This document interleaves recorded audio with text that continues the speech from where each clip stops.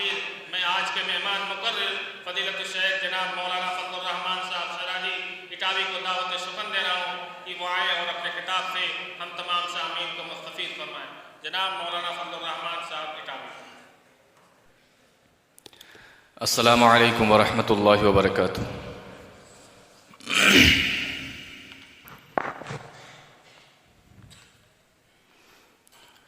इन्नल हम्दलिल्लाह नहमदुहु व नस्तईनुहु व नस्तगफिरुह व नऊज़ु बिल्लाहि मिन शुरूरि अनफुसिना व मिन सय्यिआति अमालिना। मन यहदिहिल्लाहु फला मुज़िल्ल लह व मन युज़लिल फला हादिय लह व अशहदु अन ला इलाहा इल्लल्लाहु वहदहु ला शरीक लह व अशहदु अन्न मुहम्मदन अब्दुहु व रसूलुहु। या अय्युहल्लज़ीना आमनु तक़ुल्लाहा हक़्क़ तुक़ातिही व ला तमूतुन्ना इल्ला व अंतुम मुस्लिमून। या अय्युहन्नासु तक़ू रब्बकुमुल्लज़ी ख़लक़कुम मिन नफ़्सिन वाहिदा व ख़लक़ मिनहा ज़ौजहा व बस्स मिनहुमा रिजालन कसीरन व निसाअ वत्तक़ुल्लाहल्लज़ी तसाअलून बिही वल अर्हाम इन्नल्लाहा कान अलैकुम रक़ीबा। या अय्युहल्लज़ीना आमनु तक़ुल्लाहा वक़ूलू क़ौलन सदीदा युस्लिह लकुम अमालकुम व यग़फ़िर लकुम ज़ुनूबकुम व मन युतिइल्लाहा व रसूलहु फ़क़द फ़ाज़ फ़ौज़न अज़ीमा। अम्मा बअदु फ़इन्न खैरल हदीस किताबुल्लाह व खैरल हदी हदी मुहम्मदिन सल्लल्लाहु अलैहि वसल्लम व शर्रल उमूरि मुहदसातुहा व कुल्ल मुहदसतिन बिदअह व कुल्ल बिदअतिन ज़लालह व कुल्ल ज़लालतिन फिन्नार। अऊज़ु बिल्लाहि समीइल अलीम मिनश शैतानिर रजीम। बिस्मिल्लाहिर्रहमानिर्रहीम। या अय्युहल्लज़ीना आमनू ला तुक़द्दिमू बैन यदयिल्लाहि व रसूलिही वत्तक़ुल्लाह इन्नल्लाहा समीउन अलीम। जनाब सदर मोहतरम, मुअज़्ज़ज़ उलमाए किराम, मोहतरम सामईन, नौजवान साथियों, प्यारे बच्चों और इस्लामी माओ बहनों, उन्वान मेरे ख्याल से आप लोगों को मालूम हो चुका होगा। आज जिस उन्वान के तहत बात करनी है वह है ईद मीलादुन नबी सल्लल्लाहु अलैहि वसल्लम की शरई हैसियत।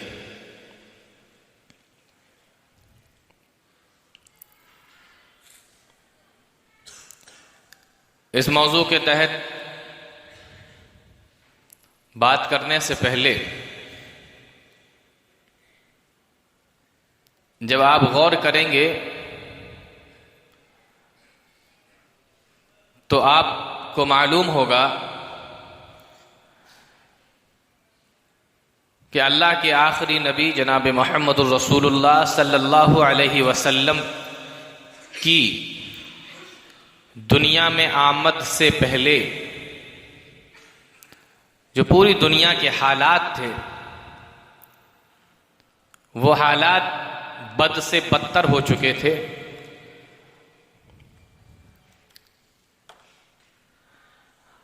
और हालात ये थे कि दुनिया शिर्क के और तस्लीस के अंधेरे में भटक रही थी।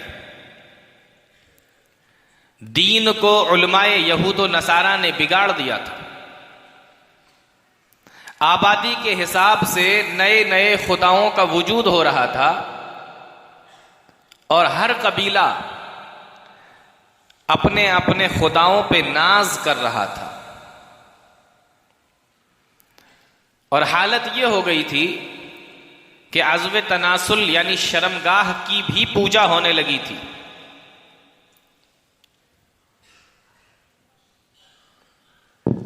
दुनिया के अंदर कुफ्र और शिर्क का दौरा था, फितना व फसाद का दौरा था। लोग नंगे होकर खाना काबा का तवाफ कर रहे थे। अरब को लोग जली हुई जमीन के नाम से याद करते थे। सहराओं में इंसान नुमा जानवर रहते थे।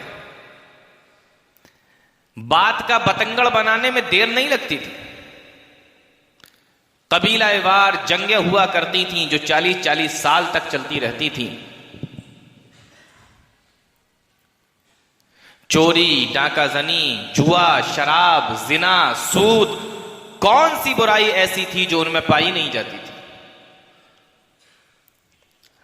औरतों को बायसे नंगोआर समझा जाता था और बेटियों को जिंदा दरगोर करना फख्र समझते थे।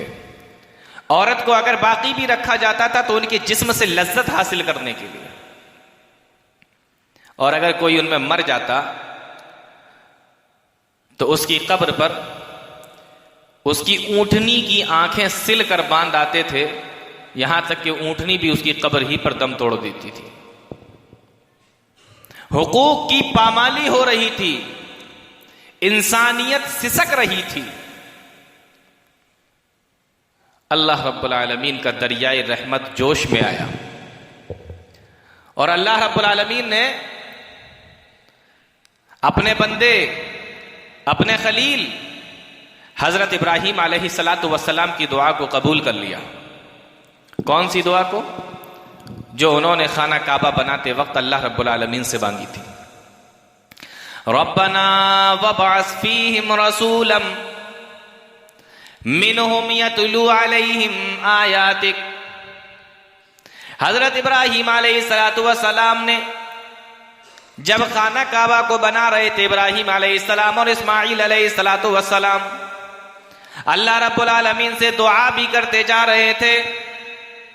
उन्हीं दुआओं में एक दुआ ये भी उन्होंने मांगी थी, रब्बना वबअस फीहिम रसूलम मिनहुम यतलू अलैहिम आयातिक। ऐ हमारे परवरदिगार, इन्हीं में से, इन्हीं के अंदर एक रसूल को भेज दे, यतलू अलैहिम आयातिका, जो तेरी आयतों को पढ़ पढ़ कर इन लोगों को सुनाए। वयुअल्लिमुहुमुल किताब वल हिकमा, और इनको किताब और हिकमत की तालीम दे। वयुज़क्कीहिम, और इनको जाहिरी और बातनी तौर पे पाक भी कर दे। इन्नका अंतल अजीजुल हकीम। इब्राहीम अलैहिस्सलातु वस्सलाम की ये दुआ जो उन्होंने खाना काबा को बनाते वक्त अल्लाह रब्बुल आलमीन से मांगी थी, अब वक्त आ गया था कि उस दुआ को अल्लाह रब्बुल आलमीन कबूल कर ले। और अल्लाह रब्बुल आलमीन ने अपने बंदे इब्राहीम की इस दुआ को कबूल फरमाया और अपने आखिरी नबी, जिनके बारे में इब्राहीम अलैहिस्सलातु वस्सलाम ने अल्लाह से दुआ की थी, मक्का की सरजमीन के अंदर भेजा। और जब वो ऐसे हालात में मक्का के अंदर आए, इस जमीन पर आए, दुनिया के अंदर आए, अल्लाह रब्बुल आलमीन ने इरशाद फरमा दिया, ओ मेरे बंदो, लक़द मन्नल्लाहु अलल मोमिनीना इज़ बअसा फ़ीहिम रसूलन मिन अनफुसिहिम। ताक़ीक़ अल्लाह रब्बुल आलमीन ने ये मोमिनों के ऊपर और ये मुसलमानों के ऊपर एहसान कर दिया, इज़ बअसा फ़ीहिम रसूलन मिन अनफुसिहिम, कि उन्हीं में से उन्हीं के अंदर एक रसूल को भेज दिया। अल्लाह रब्बुल आलमीन ने इतनी बड़ी बड़ी नेमतें अता फरमाई, लेकिन किसी नेमत पर एहसान नहीं जताया। लेकिन जनाब मोहम्मद रसूलुल्लाह सल्लल्लाहु अलैहि वसल्लम की आमद पर अल्लाह रब्बुल आलमीन ने एहसान जताया और इरशाद फरमा दिया, लक़द मन्नल्लाहु अलल मोमिनीना इज़ बअसा फ़ीहिम रसूला। ओ मोमिनो, ओ मुसलमानों, हमने तुम्हारे ऊपर एहसान किया कि हमने तुम्हारे अंदर तुम्हारे अंदर तुम्ही में से हमने एक रसूल को भेजा, यतलु अलैहिम आयातिही व युज़क्कीहिम व युअल्लिमुहुमुल किताब वल हिकमा, जो तुम्हें किताब और हिकमत की तालीम देता है, जो तुम्हारे सामने मेरी आयतें पढ़ पढ़ कर सुनाता है, जो तुम्हारा तज़किया करता है। व इन कानू मिन क़ब्लु लफ़ी ज़लालिम मुबीन, इससे पहले तो तुम लोग खुली हुई गुमराही के अंदर थे। कुरान की आयतें भी इस बात की तरफ इशारा कर रही हैं कि जिस वक्त अल्लाह के नबी जनाब मोहम्मद रसूलुल्लाह सल्लल्लाहु अलैहि वसल्लम इस दुनिया के अंदर तशरीफ लाए तो उस वक्त के हालात बहुत ही ज्यादा खराब हो चुके थे। तभी अल्लाह रब्बुल आलमीन ने नबी की बिअसत को एहसान के तौर पर बयान फरमाया।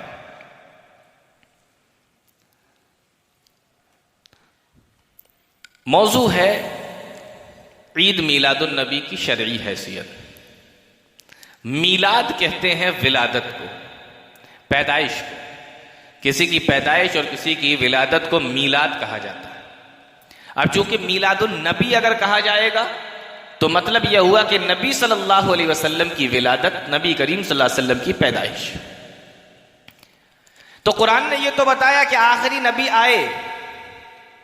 अब हम जरा ये देखते हैं कि आप कब आए इस दुनिया के अंदर, आपकी विलादत कब हुई, आपकी पैदाइश कब हुई। तिरमिजी के अंदर एक रिवायत है, कैस इब्ने मखरमा उस हदीस के रावी हैं, वो बयान करते हैं कि वुलिदतु अना व रसूलुल्लाह सल्लल्लाहु अलैहि वसल्लम आमल फील, मैं और अल्लाह के नबी सल्लल्लाहु अलैहि वसल्लम दोनों लोग आमुल फील में पैदा हुए थे। किस साल पैदा हुए? आमुल फील में पैदा हुए। आम के माना साल और फील के माना हाथी, यानी हाथी वाले साल में पैदा हुए। यह हाथी वाला साल कौन सा था? मुअर्रिखीन ने लिखा है यह हाथी वाला साल वो साल था जिस साल अबरहा यमन से चलकर खाना काबा को ढहाने के लिए अपने पूरे लश्कर को लेकर आया था, पूरे लाओ लश्कर के साथ में आया था, अपनी फौज के साथ में आया, अपने सिपाहियों के साथ में आया। घोड़े उसकी फौज के अंदर मौजूद थे, हाथी उसकी फौज के अंदर मौजूद थे। पूरे घमंड के साथ में चलता हुआ आया और ये सोच कर आया था कि खाना काबा को ढहा देंगे। इधर अबरहा चला और इधर से अल्लाह रब्बुल आलमीन की तरफ से छोटी छोटी चिड़ियों को हुक्म मिला कि जाओ जरा इसके गुरूर को खत्म करो, जरा इसके गुरूर को चकनाचूर कर दो। अल्लाह रब्बुल आलमीन कुरान करीम के अंदर इरशाद फरमाता है, अलम तरा कैफ फ़अल रब्बुका बिअस्हाबिल फील, ऐ मेरे नबी क्या तूने नहीं देखा कैफ रब्बुका बिअस्हाबिल फील, कैसे तेरे परवरदिगार ने हाथी वालों के साथ में किया। अलम यजअल कैदहुम फी तज़लील, क्या तेरे परवरदिगार ने उनकी सारी चालों को, सारी मक्कारियों को बेकार न कर दिया। व अरसला अलैहिम तैरन अबाबिल, और उनके ऊपर झुंड के झुंड परिंदों को भेज दिया। तरमीहिम बिहिजारतिन मिन सिज्जील, जो उनके ऊपर छोटे छोटे से कंकर गिरा रहे थे। फजअलहुम कास्फिम माकूल, और वो कंकर जिसको भी लगता था तो वो भूसे की तरह हो जाया करता था। कुरान के अंदर अल्लाह रब्बुल आलमीन ने उस वाक़े की तरफ नक्शा खींचा है। मालूम यह हुआ कि अगर अल्लाह रब्बुल आलमीन काम लेने पर आए तो अपनी हकीर से हकीर मखलूक, छोटी से छोटी मखलूक से भी वो काम ले लेता है। उसको जरूरत नहीं है इंसानों की, उसको जरूरत नहीं है कि वो इंसानों ही से काम ले। अगर अल्लाह रब्बुल आलमीन अगर काम लेने पर आ जाए तो वह हकीर से हकीर मखलूक से भी अपना काम ले लेता है। छोटे छोटे से परिंदे, छोटी छोटी सी वो चिड़ियां, और उनकी चोंच में कितना बड़ा कंकड़ आएगा, कितना बड़ा पत्थर उनके पंजों में आएगा। छोटे छोटे से कंकड़ थे, छोटे छोटे से पत्थर थे, लेकिन वो कंकड़ और वो पत्थर जब किसी इंसान के ऊपर गिरता था, यहां तक कि अगर वो किसी हाथी के ऊपर भी गिर जाता तो हाथी भी वहीं पे ढेर हो जाया करता था। तो मालूम यह हुआ कि अल्लाह जब चाहे तो जिससे चाहे काम ले सकता है। बड़े खुश नसीब हैं वो लोग जो अल्लाह रब्बुल आलमीन का काम यानी उसके दीन के फैलाने के काम में लगे हुए हैं। अल्लाह जब सिलेक्ट कर लेता है, अल्लाह जब चुन लेता है, तभी इंसान वो काम कर सकता है। यहां अल्लाह ने अपने काम के लिए परिंदों को चुना, छोटी छोटी चिड़ियों को चुना। मालूम यह हुआ कि अल्लाह जब चाहे तो छोटी से छोटी, हकीर से हकीर मखलूक से भी काम ले ले। ये अल्लाह रब्बुल आलमीन की कुदरत है। तो उस साल वो आया था हाथी लेकर खाना काबा को ढहाने के लिए, तो उस साल का नाम ही आमुल फील हो गया, हाथियों वाला साल। इस वाक़े के तकरीबन 50 दिन के बाद अल्लाह के नबी जनाब मोहम्मद रसूलुल्लाह सल्लल्लाहु अलैहि वसल्लम मक्का के अंदर पैदा हुए। आपकी विलादत हुई 571 ईस्वी थी, यानी ईसा अलैहिस्सलातु वस्सलाम की विलादत से 570 साल के बाद 571 ईस्वी के अंदर अल्लाह के नबी सल्लल्लाहु अलैहि वसल्लम इस दुनिया के अंदर तशरीफ लाए। तो आमुल फील 571 ईस्वी, और मुफस्सिरीन मुअर्रिखीन और हदीस लिखने वालों ने लिखा है कि जब जिस महीने में पैदा हुए अल्लाह के नबी सल्लल्लाहु अलैहि वसल्लम, रबीउल अव्वल का महीना था।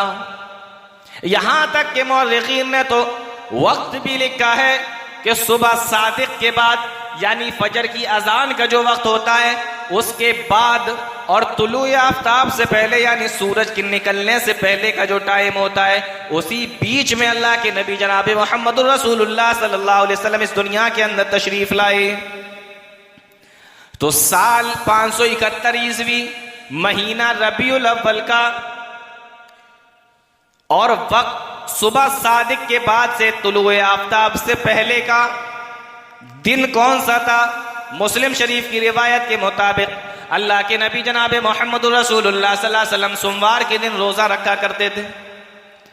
आपसे सवाल किया गया, अल्लाह के नबी आप सोमवार के दिन रोजा क्यों रखते हैं? सोइला रसूलुल्लाह सल्लल्लाहु अलैहि वसल्लम अन सौमी यौमिल इस्नैन। आपसे सवाल किया गया, आपसे पूछा गया, अल्लाह के नबी आप सोमवार के दिन रोजा क्यों रखते हैं? तो जवाब मिला, ज़ाका यौमुन वुलिदतु फीहि व यौमुन बुइस्तु फीहि। मैं सोमवार के दिन रोजा इसलिए रखता हूं क्योंकि मैं इसी दिन पैदा हुआ और इसी दिन मुझे नबी भी बनाया गया, यानी विलादत भी इसी दिन हुई और बिअसत भी इसी दिन हुई है, इसलिए मैं इस दिन रोजा रखता हूं।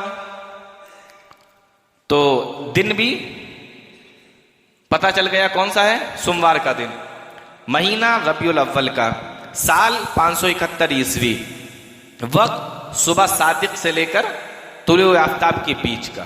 अब कुछ रह गया जी, एक चीज रह गई, तारीख कौन सी थी? यही तो है असल मसला, तारीख का। इतने पे तो सबका इत्तिफाक है जो मैंने अभी तक बोला।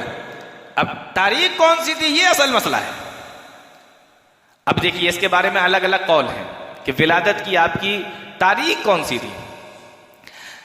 हाफिज इब्न कसीर रहमतुल्लाह अलैह ने अपनी किताब अल बिदाया वन निहाया के अंदर लिखा है कि रबीउल अव्वल की 8 तारीख थी, 8 तारीख। और अल्लामा अलबानी रहमतुल्लाह अलैह ने कहा है कि यही सही है, 8 तारीख।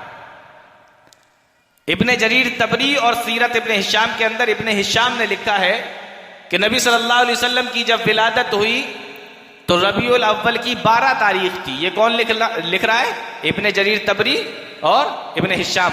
इन्होंने लिखा है कि रबीउल अव्वल की 12 तारीख थी। इब्ने कसीर ने लिखा है कि 8 तारीख थी, और अल्लामा इब्ने जौजी ने लिखा है कि रबीउल अव्वल की 10 तारीख थी। तो 3 चीजें हो गई।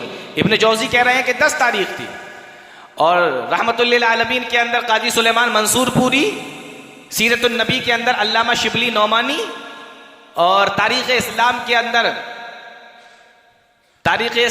अंदर नजीब साहब ने लिखा है कि ये इन तीनों ने मिलकर लिखा है, सीरतुन नबी में शिबली नौमानी ने, और तारीख इस्लाम के अंदर, और रहमतुल्लिल आलमीन के अंदर सुलेमान मंसूरपुरी ने, इन तीनों ने लिखा है कि रबीउल अव्वल की 9 तारीख थी। तो 8 हो गई, 10 हो गई, 12 हो गई, 9 हो गई, और इसके अलावा भी 17, 20, 22 ये भी अक़वाल मिलते हैं कि रबीउल अव्वल की ये तारीखें थी। कोई कह रहा है 17 थी, कोई कह रहा है 20 थी, कोई कह रहा है 22 थी। और आपको जानकर बड़ी हैरत होगी कि शेख अब्दुल कादिर जीलानी बगदादी रहमतुल्लाह अलैह ने अपनी मशहूर किताब गुनियतुत तालिबीन के अंदर लिखा है कि अल्लाह के नबी सल्लल्लाहु अलैहि वसल्लम की जो विलादत हुई है वो मुहर्रम की 10 तारीख थी। मुहर्रम की 10 तारीख सबसे ही अलग लिखा उन्होंने लिखा कि मुहर्रम की 10 तारीख थी। अब मैं कहना चाहता हूं उन लोगों से जो लोग बड़े पीर साहब कह के थकते नहीं और जो उनके नाम की 11वीं भी बड़े धूम से मनाया करते हैं और उनकी हर बात को अपने लिए कुरान और हदीस से भी ज्यादा बढ़कर समझते हैं और जिन्होंने उनको गौसे आजम का मकाम और मर्तबा भी दे रखा है, अगर आप वाकई उनकी बात को इतना मानते हैं तो आपको चाहिए कि आप नबी की पैदाइश का जश्न मुहर्रम की 10 तारीख को मनाया करें। आप उनकी बात मानिए। बुनियाद तालिबीन के अंदर उन्होंने 10 मुहर्रम लिखा, लेकिन यहां पे आके बड़े पीर साहब की भी बात नहीं मानते। तो ये तारीखों में इख्तिलाफ है। अब सवाल ये है कि इनमें से कौन सी तारीख सही है? किसी ने लिखा है 8, किसी ने लिखा है 9, किसी ने 10, किसी ने 12, किसी ने 17, किसी ने 20, किसी ने 22 और किसी ने तो मुहर्रम की 10 तारीख लिख दिया। अब इतनी तारीखों में कौन सी तारीख सही है? जब हम देखेंगे तो हमें मालूम होगा कि 9 तारीख का कौल ज्यादा राजे मालूम होता है कि रबीउल अव्वल की 9 तारीख थी। वजह यह है कि पैदाइश नबी करीम सल्लल्लाहु अलैहि वसल्लम की सोमवार के दिन है, ये बिल्कुल पक्की बात है। और जब हम हिसाब लगाते हैं तो हमें मालूम होता है कि आमुल फील में सन 571 ईस्वी में रबीउल अव्वल के महीने में सोमवार के दिन, किसी भी सोमवार के दिन 12 तारीख पड़ी ही नहीं थी। नहीं समझ में आया? सोमवार के दिन 12 तारीख पड़ी ही नहीं थी, यानी 12 तारीख को कोई सोमवार आया ही नहीं था। जब 12 तारीख आई तो सोमवार नहीं पड़ा और जब सोमवार आया तो 12 तारीख नहीं पड़ी। तो फिर सोमवार के दिन पैदाइश है, ये बिल्कुल पक्का है। मुस्लिम की रिवायत के मुताबिक अब मानना पड़ेगा कि 12 तो हो ही नहीं सकती, क्योंकि सोमवार को विलादत हुई और पूरे महीने में किसी भी सोमवार को 12 तारीख पड़ी ही नहीं। आप हिसाब लगा के देखिए, महमूद पाशा फलकी का हिसाब देखिए आप, उन्होंने लिखा है बिल्कुल साफ और पूरा हिसाब लगाया उन्होंने और बताया उन्होंने कि सोमवार के दिन 12 तारीख पड़ी ही नहीं। राज कौल ये। तो अभी मैं आपको ये बता पाया हूं कि मीलादुन नबी, नबी करीम सल्लल्लाहु अलैहि वसल्लम की विलादत, आपकी पैदाइश। अब इसमें एक लफ्ज और जोड़ दीजिए, ईद मीलादुन नबी। अब इसमें एक लफ्ज और बढ़ा दीजिए, ईद मीलादुन नबी। अब इसमें जब आप एक लफ्ज और बढ़ा देंगे तो अभी मीलादुन नबी यानी नबी की पैदाइश, ईद मीलादुन नबी यानी नबी की पैदाइश का जश्न। अब ये हो गया नबी की पैदाइश का जश्न। अब इसका जरा सबूत देख लेते हैं। हाफिज इब्ने कसीर रहमतुल्लाह अलैह ने अल बिदाया वन निहाया के अंदर लिखा है कि 7वीं सदी तक जश्न का कोई भी मौका, कोई भी माहौल हमें नहीं मिलता, न नबी के जमाने से, न सहाबा के जमाने से, न ताबईन के जमाने से, न तबे ताबईन के जमाने से, न अइम्मा के जमाने से।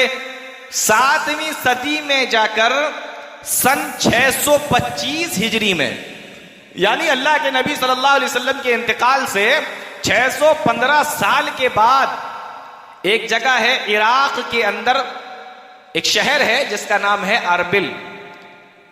इराक के अंदर एक शहर है जिसका नाम है अरबिल, और वहां का जो हुक्मरान था सुल्तान सलाहुद्दीन अय्यूबी का बहनोई, जिसका नाम था मलिक मुजफ्फर अबू सईद। सबसे पहले उसने इस चीज को ईजाद किया। अल्लामा इब्ने कसीर रहमतुल्लाह अलैह ने अल बिदाया वन निहाया के अंदर लिखा है, इराक के शहर अरबिल के अंदर सुल्तान सलाहुद्दीन अय्यूबी के बहनोई मलिक मुजफ्फर अबू सईद ने सन 625 हिजरी के अंदर इसको सबसे पहले शुरू किया, और इसका फतवा अबुल खत्ताब इब्ने दहिया नाम के एक आदमी ने दिया, और इस फतवे के देने की वजह से मलिक मुजफ्फर ने 1000 दीनार उस अबुल खत्ताब इब्ने दहिया को दिए। ये किसने लिखा है? ये अल बिदाया वन निहाया के अंदर हाफिज इब्ने कसीर रहमतुल्लाह अलैह ने लिखा है। अच्छा, अबुल खत्ताब कैसा आदमी था? अबुल खत्ताब कैसा आदमी था उसके बारे में हाफिज इब्ने हजर अस्कलानी रहमतुल्लाह अलैह ने अपनी किताब लिसानुल मीज़ान के अंदर लिखा है। इब्ने नज्जार का कौल बयान किया है। वो कहते हैं कि राइतुन्नास मुज्तमिईन अला किज़्बिही, मैंने लोगों को देखा कि वो इसके झूठ पर मुत्तफिक थे और वो ये कहते थे कि ये अबुल खत्ताब नाम का जो आदमी है ये इंतहाई झूठा आदमी है और ये अइम्मा को गालियां देने वाला है, मुसलमानों को बुरा भला कहने वाला है, यहां तक कि सहाबा इकराम को भी बुरा भला कहता है और वो तमाम चीजें बयान करता है जो इसने न कभी सुनी होती हैं न किसी ने इसको बताई होती हैं, यानी बाही तबाही रिवायतें बयान करता रहता है। ऐसे आदमी ने फतवा दिया जिसके बारे में हाफिज इब्न हजर अस्कलानी रहमतुल्लाह अलैह ने बिल्कुल साफ लिख दिया है। तो पता ये चला कि सन 625 हिजरी में जश्न ईद मिलादुन नबी शुरू हुआ। उससे पहले इसका कोई तसव्वुर नहीं था, पूरी इस्लामी तारीख के अंदर कोई तसव्वुर नहीं था। तो ये एक तीसरी ईद शुरू हुई। इससे पहले 2 ईदें हुआ करती थी, तीसरी ईद को इसने शुरू कर दिया। अच्छा, इससे पहले 2 ईदें होती थी कि नहीं, उसका सबूत हदीस से देख लीजिए। कहीं ऐसा तो नहीं कि 3 होती हो। आइए हदीस देखिए, मुस्लिम नसई के अंदर साफ रिवायत मौजूद है। सहाबी बयान फरमाते हैं, काना ले अहलिल जाहिलियति यौमान फी कुल्ली सनतिन यलअबूना, कि दौरे जहालत के अंदर हमारे यहाँ 2 दिन हुआ करते थे ईद के, जिस दिन हम लोग जश्न मनाते थे, खुशियां मनाते थे, खेलो कूद करते थे। फलम्मा कदिमन नबी सल्लल्लाहु अलैहि वसल्लम अल मदीना, फिर जब अल्लाह के नबी सल्लल्लाहु अलैहि वसल्लम मदीना तशरीफ लाए, आपने देखा कि हम लोग 2 दिन जश्न मनाते हैं, खुशियां मनाते हैं। आपने इरशाद फरमाया, कद काना लकुम यौमान तलाबूना फीहिमा, तुम लोग 2 दिन खुशी मनाते हो, जश्न मनाते हो, खेल कूद करते हो, चलते हो, नाचते हो, गाते हो। कद अब्दलकुमुल्लाहु बिहिमा खैरम मिनहुमा, अल्लाह रब्बुल आलमीन ने तुम्हारे इन 2 दिनों से बेहतर 2 दिन अता फरमाए हैं। अल्लाह के नबी वो कौन से दिन है? आपने इरशाद फरमाया, यौमुल फित्री व यौमुल अज़हा, एक ईद उल फित्र का दिन है और एक ईद उल अज़हा का दिन है। यानी कि अल्लाह के नबी सल्लल्लाहु अलैहि वसल्लम ने उनके वो 2 दिन जो पुराने जमाने से चले आते थे, जाहिलियत के जमाने से चले आते थे, उसको खत्म करा के अल्लाह के नबी सल्लल्लाहु अलैहि वसल्लम ने उनको 2 ईदें दी जिनका नाम ईद उल फित्र और ईद उल अज़हा रखा गया। तीसरी ईद का कोई तसव्वुर नहीं, सिर्फ 2 ईदें, नबी ने उनको 2 ईदें दी। अब सवाल ये पैदा हुआ कि जब नबी ने 2 ईदें दी और तीसरी ईद सन 625 हिजरी के अंदर शुरू हुई, तो अब इस ईद का जो तीसरी शुरू हो गई है, इसका क्या हुक्म है? हदीस रसूल की रोशनी में देखिए, अल्लाह के नबी सल्लल्लाहु अलैहि वसल्लम ने इरशाद फरमाया, मन आमिला अमलन लैसा अलैहि अमरुना फहुव रद्दुन, जिसने कोई ऐसा अमल किया जिस पर हमारी मोहर नहीं है, यानी दीन के अंदर नहीं है, हमारा हुक्म उस पर मौजूद नहीं है, फहुव रद्दुन, तो ऐसा हुक्म, ऐसा काम, ऐसी वो चीज रद्द कर दी जाएगी, मरदूद है। एक हदीस के अंदर मन आमिला अमलन कहा और दूसरी हदीस के अंदर फरमाया मन अहदस फी अमरिना, एक के अंदर अहदसा का लफ्ज है और एक के अंदर अमिला का लफ्ज है। यानी अगर किसी ने कोई काम किया या किसी चीज को ईजाद किया, दोनों के बारे में अल्लाह के नबी सल्लल्लाहु अलैहि वसल्लम ने फरमाया, लैसा अलैहि अमरुना, अगर उसका हुक्म हमने नहीं दिया है, फहुव रद्दुन, तो वो मरदूद है, रद्द करने के लायक है। तो इस्लाम के अंदर नबी के जमाने से 2 ईदों का तसव्वुर चला आ रहा है, तीसरी ईद का कोई तसव्वुर नहीं। हाँ, बहुत सारे लोग कह सकते हैं कि जुमे को भी तो ईद कहा गया है, कह सकते हैं, लेकिन जो ईद का तसव्वुर है, जैसे उसको मनाया जाता है, जैसे उस पर खुश हुआ जाता है और जैसे उसका नाम ही ईद उल फित्र और ईद उल अज़हा रखा जाता है, इस तरीके का जुमे के बारे में कोई तसव्वुर कभी इस्लाम के अंदर नहीं रहा है। तो असल ईदें 2 ही हैं, ईद उल फित्र और ईद उल अज़हा, जो अल्लाह के नबी सल्लल्लाहु अलैहि वसल्लम ने बताया। अब मैं यहां से एक उसूली बात आपको बताऊं,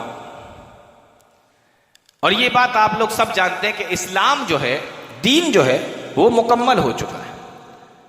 कोई भी आदमी नया काम अगर शुरू करे और वो ये कहे कि ये इस्लाम के अंदर है। अच्छा, मैं एक बात आपसे पूछता हूं, ये बताइए कि दीन किस चीज का नाम है?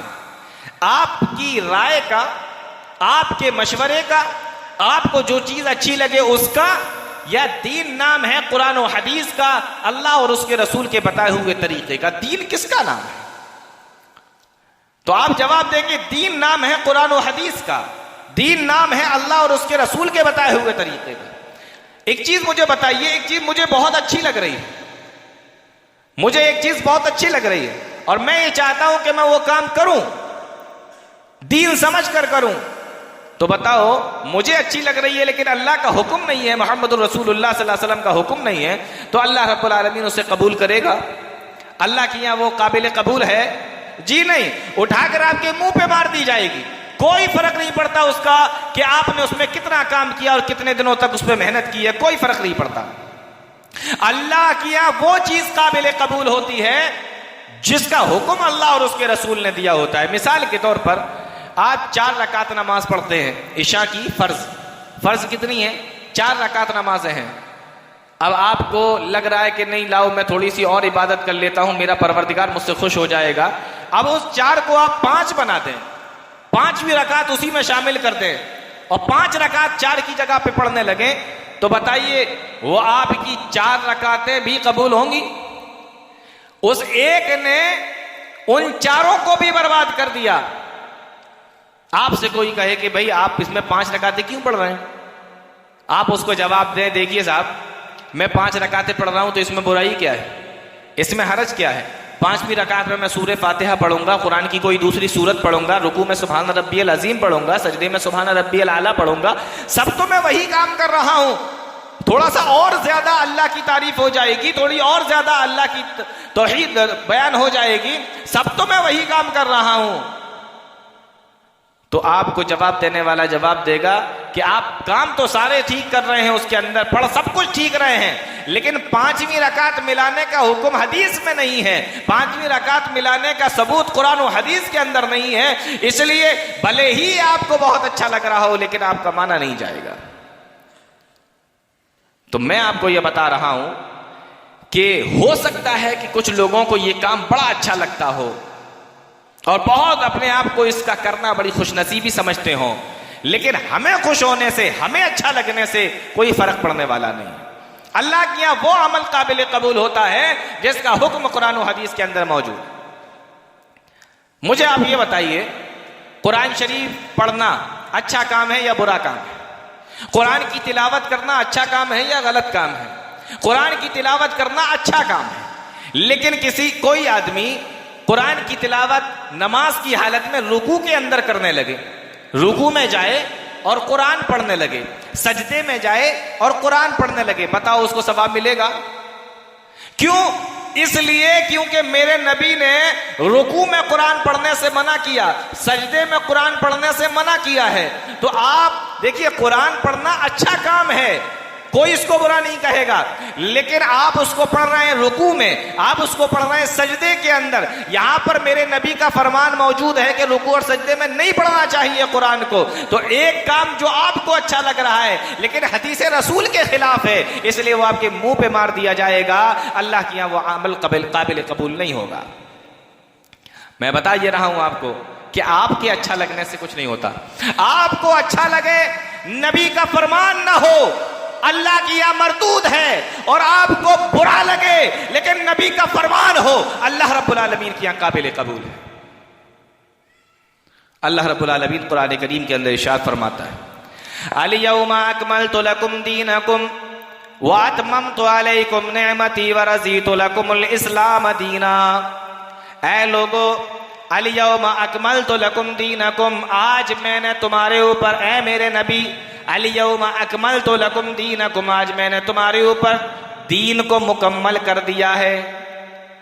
व अतममतु अलैकुम निअमती, और अपनी नेमतों को भी मैंने तमाम कर दिया। व रज़ीतु लकुमुल इस्लाम दीना, और मैं तुम्हारे लिए दीन इस्लाम से राजी हो गया। अब आयत के ऊपर जरा गौर कर लीजिए, अल्लाह फरमा रहा है कि मैंने तुम्हारे लिए तुम्हारे दीन को मुकम्मल कर दिया और मैं उसी दीन से राजी भी हो गया।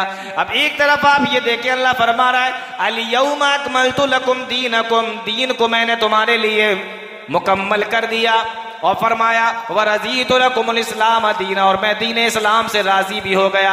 अब मुझे ये बताओ कि अल्लाह कौन से दीन से राजी हुआ, अल्लाह कौन से दीन से राजी है? तो आपका जवाब होगा कि वही दीन जो जनाब मोहम्मद रसूलुल्लाह पे मुकम्मल हो गया था, क्योंकि कुरान की आयत बता रही है अल यौमा अकमलतु लकुम, जो दीन उस दिन मुकम्मल हुआ, वरज़ीतु लकुमुल इस्लाम दीना, उसी दीन से अल्लाह राजी हुआ। तो जो दीन जनाब मोहम्मद रसूलुल्लाह के ज़माने में मुकम्मल हो चुका था, मेरा परवरदिगार भी उसी दीन से राजी हुआ। अब अगर आप इसमें कितने भी नए काम निकाल लें, अल्लाह रब्बुल आलमीन इस दीन से राजी नहीं हो सकता। जिस दीन से अल्लाह राजी हुआ है वो उसी दिन मुकम्मल हो गया था, क्योंकि पूरी आयत है मैंने दीन को मुकम्मल कर दिया और दीन इस्लाम से राजी हो गया। बात समझ में आ रही है? किस दीन से अल्लाह राजी है? जो नबी के जमाने में मुकम्मल हो चुका है। और मुकम्मल किसको कहते हैं? अब उसमें कोई गुंजाइश बाकी ना। इस जगह पे आप लोग बैठे हुए हैं, ये जगह पूरी भर जाए, उसमें कोई गुंजाइश बाकी न रहे किसी के आने की, तो आप कहेंगे ये पूरी मुकम्मल भरी हुई है। लेकिन अगर जगह बाकी हो, गुंजाइश हो, तो आप कह सकते हैं इसको मुकम्मल? नहीं कह सकते, क्योंकि अभी जगह मौजूद है। जी, अल्लाह ने फरमाया मुकम्मल हो गया, यानी इसमें सारी चीजें अब आ गई। अब आप इसमें अपनी तरफ से कुछ नहीं ला सकती, जगह ही नहीं है, गुंजाइश ही नहीं है। और अगर लाओगे तो अल्लाह की काबिल कबूल नहीं। अल्लाह के नबी सल्लल्लाहु अलैहि वसल्लम ने दीन इस्लाम को मुकम्मल तरीके से हमारे दरमियान में पहुंचा दिया। या अय्युहर रसूल बल्लिग मा उनज़िला इलैका मिन रब्बिक, अल्लाह इरशाद फरमाता है ऐ मेरे नबी, हमने जो कुछ भी तुम्हें दिया है वो लोगों तक पहुंचा दीजिए। व इन लम तफ़अल फमा बल्लग़त रिसालतहु, अगर आपने उसमें से कोई एक चीज को भी बचा लिया, छुपा लिया, ना बताया, फमा बल्लग़त रिसालतहु, तो समझ लो कि आपने रिसालत का हक अदा न किया। तो क्या ईद मिलादुन नबी रह गई थी अल्लाह के नबी सल्लल्लाहु अलैहि वसल्लम से बताने के लिए? आपसे बच गया था। जो आदमी ये कहना चाहता है कि नबी ने तो नहीं बताया लेकिन हमने अपनी तरफ से निकाल के दीन के अंदर इसको दाखिल किया, गोया कि वो ये कहना चाहता है कि अल्लाह के नबी सल्लल्लाहु अलैहि वसल्लम रिसालत का हक सही से अदा नहीं कर पाए। क्योंकि अल्लाह फरमाता है कि अगर तुम सारी चीजें जो मैं तुम्हें बताता हूं अगर तुम लोगों तक नहीं पहुंचाओगे, व इन लम तफ़अल फमा बल्लग़त रिसालतहु, तो गोया कि आपने रिसालत का हक सही से अदा नहीं किया। अल्लाह के नबी सल्लल्लाहु अलैहि वसल्लम ने सारी चीजें हमें बता दी, जो कुछ अल्लाह ने हुक्म दिया था। जी हाँ, मुस्लिम शरीफ की वो रिवायत देखिए जो हज़रत सलमान फारसी मशहूर सहाबी रसूल से रिवायत है। सलमान फारसी रजी अल्लाह ताला अन्हु से किसी ने सवाल किया, क़द अल्लमकुम नबियुकुम कुल्ल शैइन हत्तल ख़िरा, तुम्हारे नबी तुम्हें सब कुछ बता देते हैं, यहाँ तक कि तुम्हें टॉयलेट और लैट्रीन के आदाब भी तुम्हें बता देते हैं। तो सलमान फारसी रजी अल्लाह ताला अन्हु ने जवाब दिया, अजल नहाना अन नस्तक़बिल क़िबलत लिग़ाइतिन औ बाउलिन औ अन नस्तंजिया बिल यमीन। हाँ हाँ, क्यों नहीं, मेरे नबी ने तो हमें सारी चीज़ें बता दी हैं। यहाँ तक कि अल्लाह के नबी सल्लल्लाहु अलैहि वसल्लम ने हमें यह भी बता दिया कि जब हम लैट्रीन में या टॉयलेट में बैठे तो क़िबले की तरफ मुँह करके ना बैठें। मेरे नबी ने तो यह भी बता दिया कि दाहिने हाथ से इस्तिंजा ना करें। मेरे नबी ने तो हमें यह भी बता दिया कि 3 पत्थर से कम में इस्तिंजा ना करें। मेरे नबी ने तो हमें यह भी बता दिया कि हड्डी के जरिए से इस्तिंजा ना करें। बताओ जरा गौर करो कि जिस नबी ने लैट्रीन के, बाथरूम के, हर चीज के आदाब बता दिए हो, जिसने लैट्रिन और बाथरूम के आदाब भी न छोड़े हो, जाना कैसे है, बैठना कैसे है, इस्तिंजा कैसे करना है, जिस नबी ने ये छोटी छोटी बातें भी बता दी हो, तो वो इतनी बड़ी बात को कैसे छुपा सकता है? वो इतनी बड़ी बात को कैसे तुम्हारे दरमियान में नहीं लाएगा? जिसने खाने के आदाब बता दिए, जिसने नहाने के आदाब बता दिए, जिसने लैट्रिन बाथरूम के आदाब भी बता दिए हो, वो इस्लाम के अंदर इतनी बड़ी चीज कैसे रह जा सकती है और किस तरीके से नबी उसको छोड़ सकते हैं? ये तो समझ में आने वाली बात ही नहीं है। आप अंदाजा करें, जिसने लैट्रिन और बाथरूम जाने के आदाब बता दिए हो, वो ईद मिलादुन नबी जैसी चीज बता कर ना जाए दुनिया के अंदर। नबी करीम सल्लल्लाहु अलैहि वसल्लम ने हर चीज बताई। इसलिए आपने हज्जतुल विदा के मौके पर मिना के अंदर खड़े होकर जब खुतबा दिया, बड़ा लंबा और बड़ा बेहतरीन खुतबा दिया, और उस खुतबे के दरमियान में आपने पूछा, ऐ मेरे सहाबा, कल क़यामत के दिन मेरे ताल्लुक से तुमसे सवाल किया जाएगा, मैंने दीन को सही तरीके से तुम्हारे दरमियान में पहुंचाया था कि नहीं, बताओ क्या जवाब दोगे? हल बल्लगतु, क्या मैंने दीन को पहुंचा दिया है? तो सारे सहाबा ने कहा था नाम कद बल्लगता व अद्दैता व नसाता, हाँ हाँ अल्लाह के नबी आपने दीन को पहुंचा दिया है, दीन की बातें हमें बता दी हैं। अल्लाह के नबी सल्लल्लाहु अलैहि वसल्लम ने अपनी उंगली को आसमान की तरफ उठाया और इरशाद फरमाया अल्लाहुम्मा शहद अल्लाहुम्मा शहद अल्लाहुम्मा शहद। अल्लाह के नबी सल्लल्लाहु अलैहि वसल्लम ने 3 मरतबा ये दुआ की, ए अल्लाह तू गवाह रहना, ए अल्लाह तू गवाह रहना, ए अल्लाह तू गवाह रहना। किस बात के ऊपर? इस बात के ऊपर कि मैंने तेरे दीन को पूरे तरीके से तेरे बंदों के दरमियान में पहुंचा दिया है। तो दीन तो उसी वक्त मुकम्मल हो गया। इसलिए तो अल्लाह ने फरमाया कि वरज़ीतु लकुमुल इस्लाम दीना, जो दीन नबी के जमाने में मुकम्मल हो गया उसी दीन से हम राजी हैं। फिर भी अल्लाह के नबी सल्लल्लाहु अलैहि वसल्लम को इतनी फिक्र रहती थी कि दीन के अंदर कोई नया काम ना निकल आए, दीन के अंदर कोई नया काम ना निकाल ले। इसलिए नसई की रिवायत उठाकर देखिए, अल्लाह के नबी सल्लल्लाहु अलैहि वसल्लम जब भी खुतबा देते तो एक बात जरूर कहा करते थे अपने खुतबे के दरमियान, फ़इन्ना अस्दक़ल हदीस किताबुल्लाह व खैरल हदी हदी मुहम्मदिन सल्लल्लाहु अलैहि वसल्लम। बेशक सबसे सच्ची बात अल्लाह रब्बुल आलमीन की बात है और सबसे बेहतरीन तरीका जनाब मोहम्मदुर रसूलुल्लाह सल्लल्लाहु अलैहि वसल्लम का है।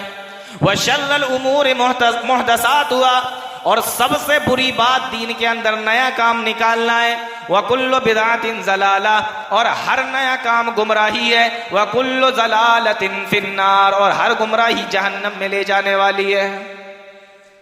आप अपने हर खुतबे में ये अल्फाज दोहराया करते थे, आप अपने हर खुतबे में यही बात कहा करते थे। सहाबी रसूल हज़रत इरबाज़ इब्न सारिया बयान फरमाते हैं, एक मरतबा अल्लाह के नबी सल्लल्लाहु अलैहि वसल्लम ने हमारे दरमियान में खुतबा दिया, बड़ी प्यारी बातें हमें बताई, बड़ी नसीहत वाली बातें हमें बताई, और इतनी प्यारी बातें अल्लाह के नबी सल्लल्लाहु अलैहि वसल्लम बता रहे थे, जन्नत और जहन्नम के ताल्लुक से नक्शा खींच रहे थे। सहाबी बयान फरमाते हैं, ज़रफ़त मिनहल उयून व वजिलत मिनहल कुलूब, हम लोगों ने सुना तो हमारी आंखों में आंसू भर आए, हमारी दाढ़ियां रो रो कर भीग गई। वह वजिलत मिनल कुलूब, और हमारे दिल थर्राने लगे। साहबे रसूल बयान फरमाते हैं कि हम सारे के सारे लोग अल्लाह के नबी सल्लल्लाहु अलैहि वसल्लम का वो खुतबा सुन रहे थे, यहाँ तक के एक आदमी को बर्दाश्त न हुआ और खड़ा हो गया। फ़क़ाल क़ाइलुन या रसूल अल्लाह, और खड़े होकर आवाज लगाता है, ए अल्लाह के नबी, ए अल्लाह के हबीब, कअन्नहा मौइज़तु मुवद्दिन, आप तो इस तरीके की बातें फरमा रहे हैं, इस तरीके की बातें आप हमें बता रहे हैं जिस तरीके से कोई आदमी विदा होते वक्त में बताता है, जो आदमी विदा होते वक्त में बताता है, इस तरीके की बातें आप हमें समझा रहे हैं। ए अल्लाह के नबी, ऐसा मालूम हो रहा है कि चल चलाओ का वक्त है, अलविदाई का वक्त है, विदा होने का वक्त है। ए नबी, हमें कुछ वसीयत करके जाइए, कुछ नसीहत हमें फरमा दीजिए। तो प्यारे नबी ने इरशाद फरमाया, ऊसीकुम बितक़वल्लाह, मैं तुम्हें वसीयत कर रहा हूं कि तुम अल्लाह रब्बुल आलमीन का तक़वा इख्तियार करना, अल्लाह से डरते रहना। वस्समअ वत्ताअ, और तुम अमीर की बातों को मानते रहना। फ़इन्नहु मन यइश मिनकुम बादी फसयरा इख्तिलाफन कसीरा, और जो मेरे बाद तुम में से इस दुनिया के अंदर जिंदा रहेगा, फसयरा इख्तिलाफन कसीरा, तो बहुत सा इख्तिलाफ उसके सामने आएगा। फसयरा इख्तिलाफन कसीरा, जब इख्तिलाफ तुम्हारे सामने आ जाए, फ़अलैकुम बिसुन्नती व सुन्नतिल खुलफाइर राशिदीन अल महदीयीन, तो सुनो, इख्तिलाफ के जमाने में तुम मेरी बात को मानना और मेरे जो खलीफा हैं, यानी ये खुलफाए राशिदीन अल महदीयीन हैं, इनकी बातों को मानना। इख्तिलाफ का जमाना, फला कुछ कह रहा है, फला कुछ कह रहा है, फला कुछ कह रहा है, एक साहब ये कह रहे हैं, दूसरे साहब अपनी बात बता रहे हैं, तीसरे साहब अपनी बात रख रहे हैं। किसकी बात मानी जाए? फरमाया, मेरी सुन्नत को लाजिम पकड़ लेना और मेरे सहाबा की सुन्नत को लाजिम पकड़ लेना। अलैकुम बिसुन्नती व सुन्नतिल खुलफाए राशिदीन, ऐ अल्लाह के नबी, कौन से सहाबा? फरमाए खुलफाए राशिद, ये 4 सहाबी जो खलीफा है, खलीफाए राशिद हैं, कौन से हैं? फरमाया अबू बकर सिद्दीक, उमर फारूक, उस्मान गनी और हजरत अली रजी अल्लाह ताला अन्हु। फरमाया इनकी बातों को मजबूती से पकड़ लेना। अल्लाह के नबी कितनी मजबूती से पकड़े? फरमाया अज़्ज़ु अलैहा बिन नवाजिज़, जिस तरीके से किसी चीज को तुम अपनी दाढ़ों के जरिए से पकड़ते हो। एक होता है हाथों से पकड़ना, एक होता है दांतों से पकड़ना, और एक होता है दाढ़ से पकड़ना। ये जो दाढ़ से पकड़ी जाती है ना कोई चीज, ये बड़ी मजबूती के साथ में पकड़ी जाती है। आप दांतों से पकड़ेंगे तो हो सकता है किसी ने झटका मारा, आपके दांत भी निकल के बाहर आ जाए, लेकिन जो दाढ़ से पकड़ी जाती है वो बड़ी मजबूती से। ये जो दाढ़ों से कोई चीज पकड़ी जाती है, ये पकड़ की आखिरी हद होती है, यहां से आदमी पकड़ लेता है। तो फरमाया इसको इतनी ही मजबूती से मेरी बात को भी पकड़ना है। मेरे नबी ने फरमाया कि मेरी सुन्नत को और मेरे जो खलीफा हैं, खुलफाए राशिदीन हैं, इनकी बातों को भी मजबूती से पकड़ना। कब? जो लोग मेरी जिंदगी के बाद इख्तिलाफ देखें। इतना क्या क्या करना है? अल्लाह से डरते रहना, अमीर की बात को मानना, मेरे तरीके पर चलना, मेरे खुलफा के तरीके पर चलना, और दाढ़ से मजबूती से पकड़ लेना। अब देखिए आगे अल्लाह के नबी क्या फरमा रहे हैं। फरमाया वशर्रुल उमूर मुहदसातुहा, और सबसे बदतरीन काम दीन के अंदर नई चीजें निकालना है। वकुल्लु मुहदसतिन बिदअह, और हर नई चीज बिदअत है। वकुल्लु ज़लालत वकुल्लु बिदअतिन ज़लाला, और हर बिदअत गुमराही है। वकुल्लु ज़लालतिन फिन्नार, और हर गुमराही जहन्नम में ले जाने वाली है। अल्लाह के नबी सल्लल्लाहु अलैहि वसल्लम ने एक ऐसे वक्त में जब साहबा किराम ये कह रहे थे अल्लाह के नबी हमें कोई नसीहत कर दीजिए, कोई वसीयत कर दीजिए। आप तो अपने खुतबे के अंदर बिदअतों से डराया करते थे, लेकिन जब सहाबा ने स्पेशली तौर पे कहा कि अल्लाह के नबी हमें कुछ नसीहत कर दीजिए, ऐसा लग रहा है जैसे अलविदाई कलिमात आप कह के मुझसे जुदा हो रहे हो। तो जब आदमी किसी से जुदा होने लगता है, या जब आदमी इस दुनिया से जाने लगता है, तो ऐसे वक्त में जो सबसे ज्यादा खास बातें होती हैं वही अपने चाहने वालों को बताता है, अपने घर वालों को बताता है। अल्लाह के नबी से जब ये कहा गया दीजिए, तो प्यारे नबी जनाब मोहम्मद रसूलुल्लाह सल्लल्लाहु अलैहि वसल्लम ने उस वक्त में भी जो नसीहत फरमाई थी वो यही थी कि देखो दीन के अंदर नई चीजें निकालने से बचना, दीन के अंदर नई चीजें ना निकालना। दीन के अंदर नया काम बिदअत है, और हर बिदअत गुमराही है, और हर गुमराही जहन्नम में ले जाने वाली है। इतना डराया अल्लाह के नबी सल्लल्लाहु अलैहि वसल्लम ने बिदअत से। अब जो चीज नबी के जमाने में नहीं हुई, सहाबा के जमाने में नहीं हुई, और न ताबईन के जमाने में हुई, 625 हिजरी में जाके जो शुरू हुई, अब बताओ इसको नई चीज नहीं कहेंगे तो फिर किसको नई चीज कहा जाएगा? और इसको दीन से जोड़ दिया तो ये क्या हो गया? बिदअत हो गई। बहुत सारे लोगों को अगर समझाओ ना तो वो कहते हैं नबी के जमाने में ये माइक था, तुम क्यों बोल रहे हो माइक से? तो ये माइक कोई बिदअत है? बिदअत यहां उसको कहा जा रहा है जो दीन के अंदर निकाली जाए। तकरीरें उस वक्त भी होती थी जब माइक नहीं था, और अगर आज भी माइक खत्म हो जाए तकरीरें तब भी होंगी। इसे कौन दीन समझता है? बिला वजह की बात। आज आप प्लेन में क्यों बैठते हो? आज आप ट्रेन में क्यों बैठते हो? नबी के जमाने में ट्रेन थी, नबी के जमाने में प्लेन था, नबी के जमाने में बसें थी। अरे उसे दीन कौन कह रहा है? दीन है दीन के अंदर नया काम निकालना, उसे बिदअत कहा जाता है। दुनिया के अंदर नया काम निकालो वो बिदअत नहीं है, उसका दीन से कोई ताल्लुक नहीं है। दीन के अंदर कोई नया काम निकाला जाए वो बिदअत है। अब जब समझाने लगेंगे आपको तो इस तरीके की दलीलें दी जाएंगी। तो मैं ये बता रहा था कि नबी करीम सल्लल्लाहु अलैहि वसल्लम ने दीन पूरा पहुंचा दिया, और दीन के अंदर अब अगर कुछ नया निकलता है तो उसको बिदअत कहा जाता है। जैसे ईद मिलादुन नबी 625 हिजरी में शुरू हुई। आप जब इस तरीके की बातें रखेंगे तो अब यहां से दलीलें देना शुरू कर देते हैं लोग। दलीलें भी बड़ी दिलचस्प है। आप जब कहेंगे कि ये तो बिदअत है तो आपको समझाया जाएगा कि देखिए ऐसा है कि बिदअत तो है लेकिन बिदअत हसना है। क्या है बिदअत हसना?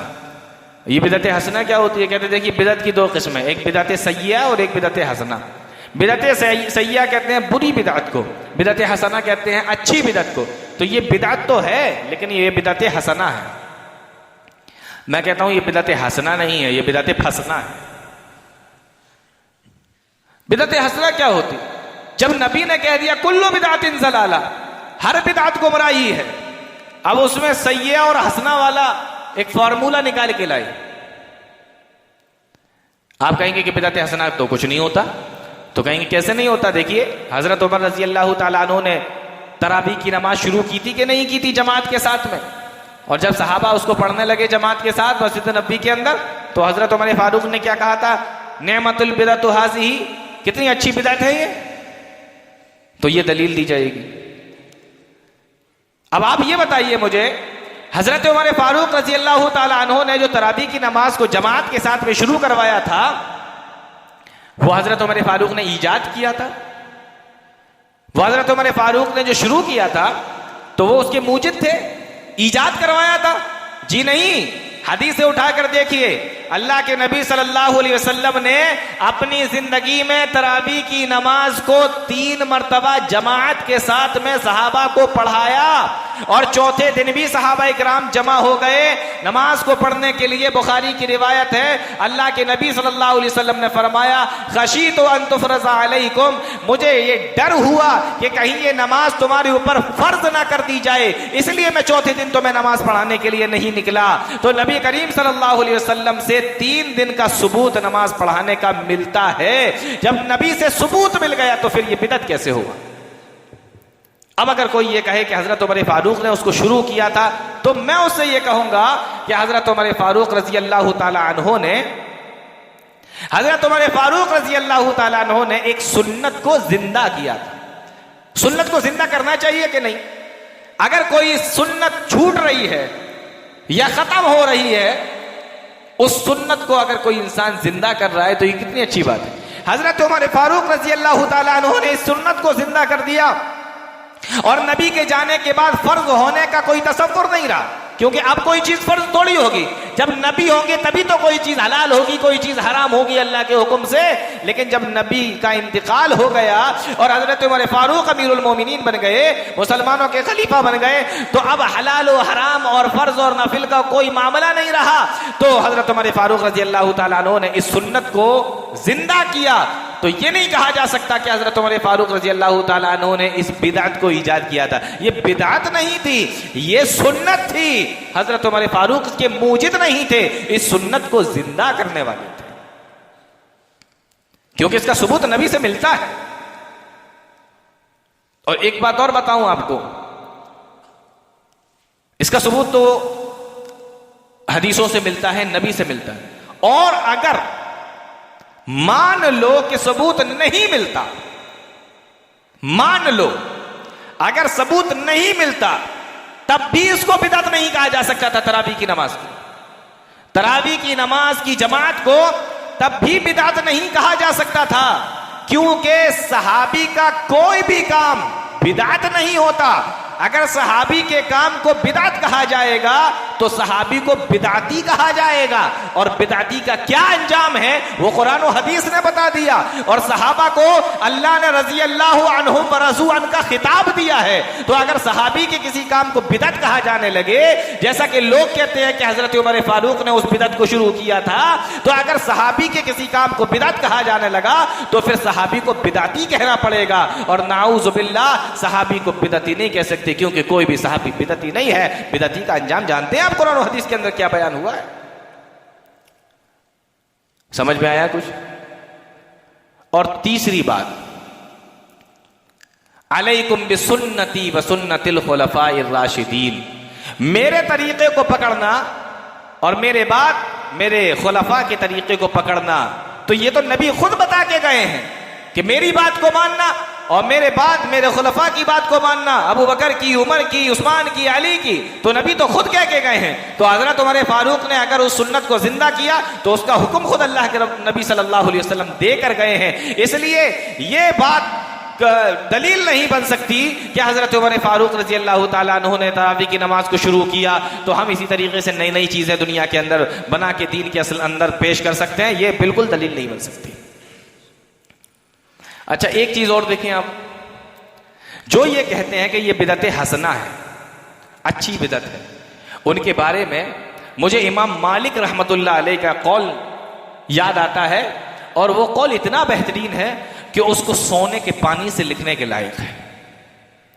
इमाम मालिक रहमतुल्लाह अलैह फरमाते हैं, मन इब्तदा फिल इस्लाम बिदअतन यराहा हसनतन फक़द ज़अमा अन्ना मुहम्मदन खान रिसाला।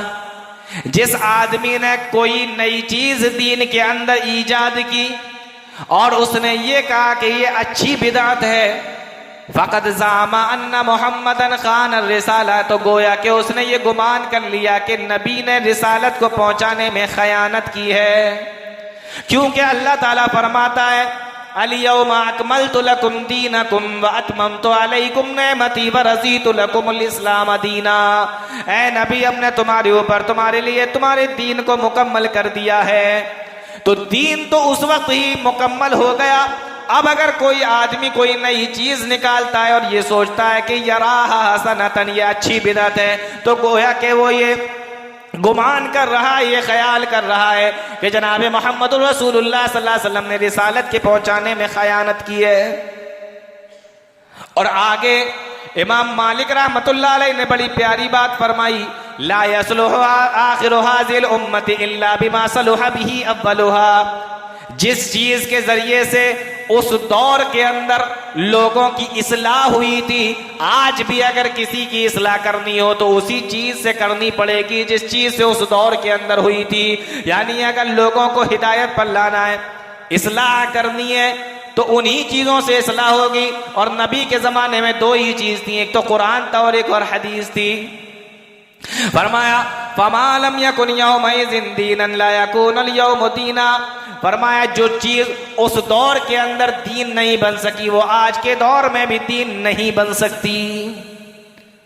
तो इमाम मालिक रहमतुल्लाह अलैह फरमाते, जो उस दौर में दीन नहीं थी वो आज भी दीन नहीं हो सकती। और जिसने ये कहा कि ये अच्छी चीज निकल आई है शरीयत के अंदर, गोया कि उसने मोहम्मद रसूलुल्लाह सल्लल्लाहु अलैहि वसल्लम को खयानत करने वाला समझा कि नबी पूरी बात बता के नहीं गए, ये साहब निकाल कर कोई नई चीज अब ये कहना चाहते हैं कि अब दीन मुकम्मल हुआ है। तो बिदअत हसना का कोई तसव्वुर नहीं है इस्लाम के अंदर। बिदअत कुल्लु बिदअतिन ज़लाला, हर बिदअत गुमराही। तो कोई अगर ये कहता है कि बिदअत हसना है तो बिदअत हसना नहीं। एक दलील और दी जाती है ईद मिलादुन नबी मनाने की। कुरान करीम की आयत का टुकड़ा पेश किया जाता है, कहा जाता है कि अल्लाह फरमाता है, कुल बिफज़लिल्लाहि व बिरहमतिही फबिज़ालिका फलयफ़रहू। ऐ नबी कह दीजिए कि यह अल्लाह की मेहरबानी, उसकी रहमत है, बस लोगों को चाहिए कि वो इस पर खुश हों। कहते हैं देखिए, अल्लाह की फजल, अल्लाह की मेहरबानी, अल्लाह के इनाम पर खुश होने का हुक्म अल्लाह दे रहा है। कुल बिफज़लिल्लाहि व बिरहमतिही फबिज़ालिका फलयफ़रहू। लोगों को चाहिए कि इस पर वो खुश हों। जब अल्लाह अपने इनाम पर, अपनी रहमत पर, अपनी नेमत पर खुश होने का हुक्म दे रहा है, तो नबी से बड़ा इनाम, नबी से बड़ी नेमत, नबी से बड़ी रहमत क्या हो सकती है? तो इसलिए हम खुशी मना रहे हैं। अब सवाल यह है कि ये आयत किस पे उतरी थी? ये आयत किस पे उतरी थी? बताइए मुझे। कुरान करीम की ये आयत किस पे उतरी? जाहिर सी बात है जनाब मोहम्मद रसूलुल्लाह सल्लल्लाहु अलैहि वसल्लम पे। ये आयत उतरी जनाब मोहम्मद रसूलुल्लाह सल्लल्लाहु अलैहि वसल्लम पे। और इस आयत को समझा किसने? आज के मौलवियों ने। आज के मौलवी इस आयत को समझ पाए। उतरी थी नबी के ऊपर, नबी नहीं समझ पाए, नबी के सहाबा नहीं समझ पाए कि इसके अंदर जो रहमत पर और नेमत पर खुश होने का जिक्र किया जा रहा है, नबी नहीं समझ पाए कि नेमत और रहमत तो मैं ही हूं।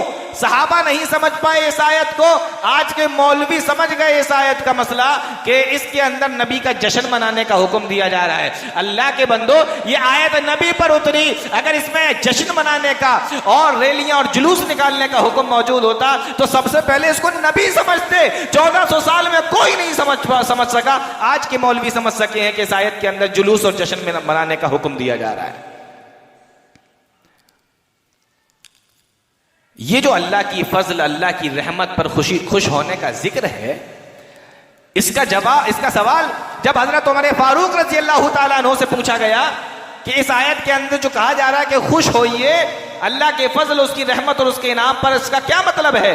तो हजरत उमर फारूक रजी अल्लाह ताला अन्हु ने फरमाया था अल मुरादु बिल हुदा, इससे मुराद हिदायत है, वल कुरान व सुन्ना, और इससे मुराद कुरान और सुन्नत है। खुद हजरत उमर फारूक रजी अल्लाह ताला अन्हु ने फरमाया कि इससे मुराद हिदायत, कुरान और सुन्नत है। कहीं ये नहीं फरमाया कि मेरे प्यारे नबी इस आयत से मुराद है।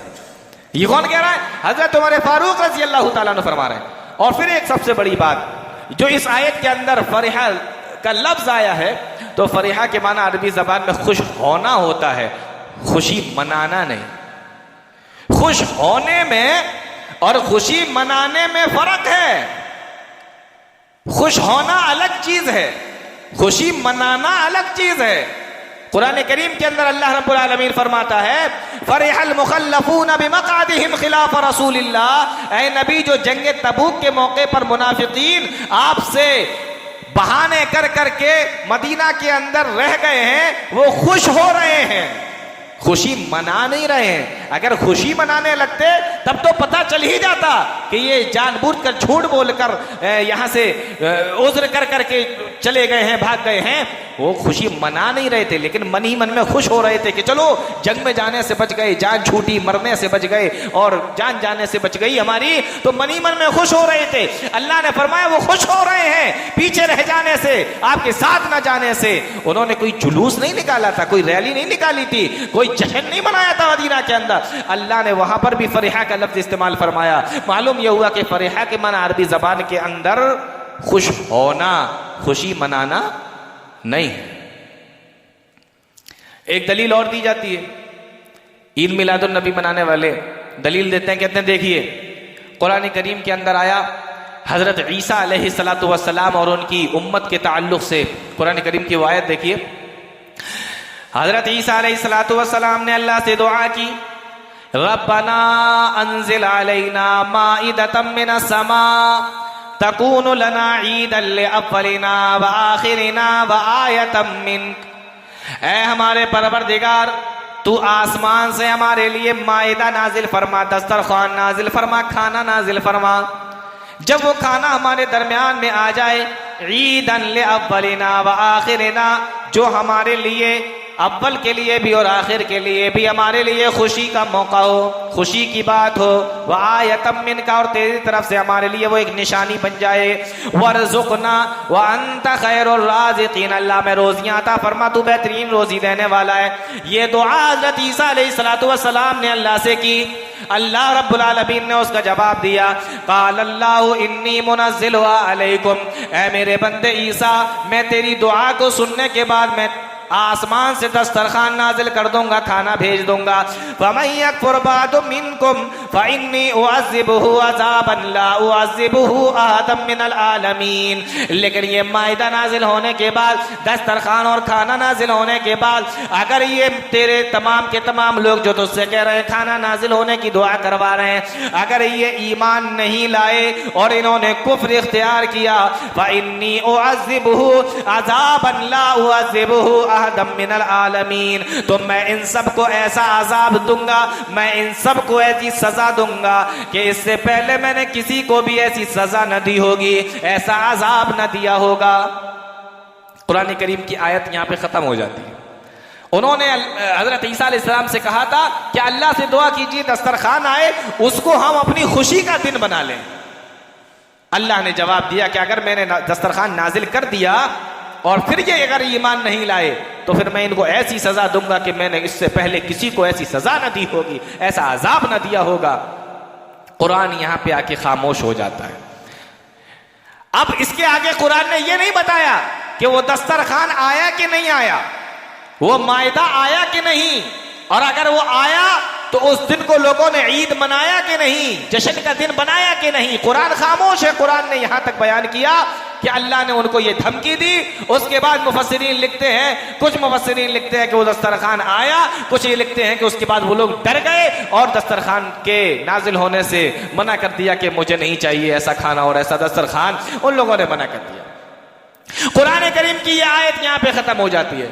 ईद मिलादुन नबी मनाने वाले दलील देते हैं इस आयत के जरिए से कि देखो जिस दिन अल्लाह की कोई नेमत खास तौर से नाजिल हो उस दिन को ईद का दिन बना सकते हैं। जैसा कि ईसा के मानने वाले कह रहे थे कि जब दस्तरखान नाजिल हो जाएगा तकूनु लना ईदन, तो हम उसको ईद का दिन बना लेंगे। तो दस्तरखान नाजिल होने को ईसा अलैहिस्सलाम के मानने वाले ईद का दिन बना सकते हैं, तो नबी के नाजिल होने के दिन को हम लोग ईद का दिन क्यों नहीं बना सकते? ये दलील दी जाती है उस आयत के जरिए। समझ में आ रहा है? ये दलील दी जाती है इस आयत को पढ़ने के बाद। अब सवाल ये है कि ये दस्तरखान आया कि नहीं, ये कुरान में कहीं जिक्र नहीं है। कुरान इतना बताने के बाद खामोश हो गया। और दूसरी बात जो सबसे बड़ी बात है वो ये है कि ये हजरत ईसा अलैहिस्सलाम की शरीयत की बात चल रही है। किसकी बात चल रही है? हजरत ईसा अलैहिस्सलाम की शरीयत की।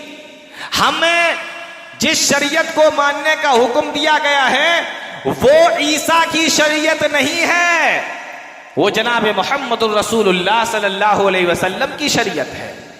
ये ईसा अलैहिस्सलाम की शरीयत की बात चल रही है। उनके जमाने में क्या हुआ और अल्लाह ने क्या कहा और उन्होंने कितना सुना कितना माना, हम इसके पाबंद नहीं हैं। ये ईसा के जमाने का वाकया है और हम जनाब मोहम्मद रसूलुल्लाह सल्लल्लाहु अलैहि वसल्लम की शरीयत के मुकल्लफ हैं, इसलिए ये चीज हमारे लिए दलील नहीं बन सकती।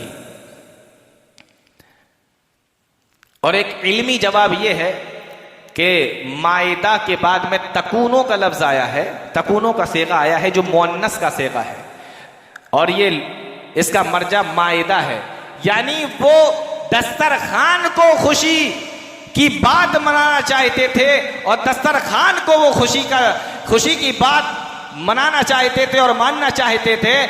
दस्तरखान के नाजिल होने के दिन को खुशी की बात नहीं मानना चाहते थे, क्योंकि तकूनों का जो सेगा है वो मुअन्नस है और ये लौट रहा है माइदा की तरफ।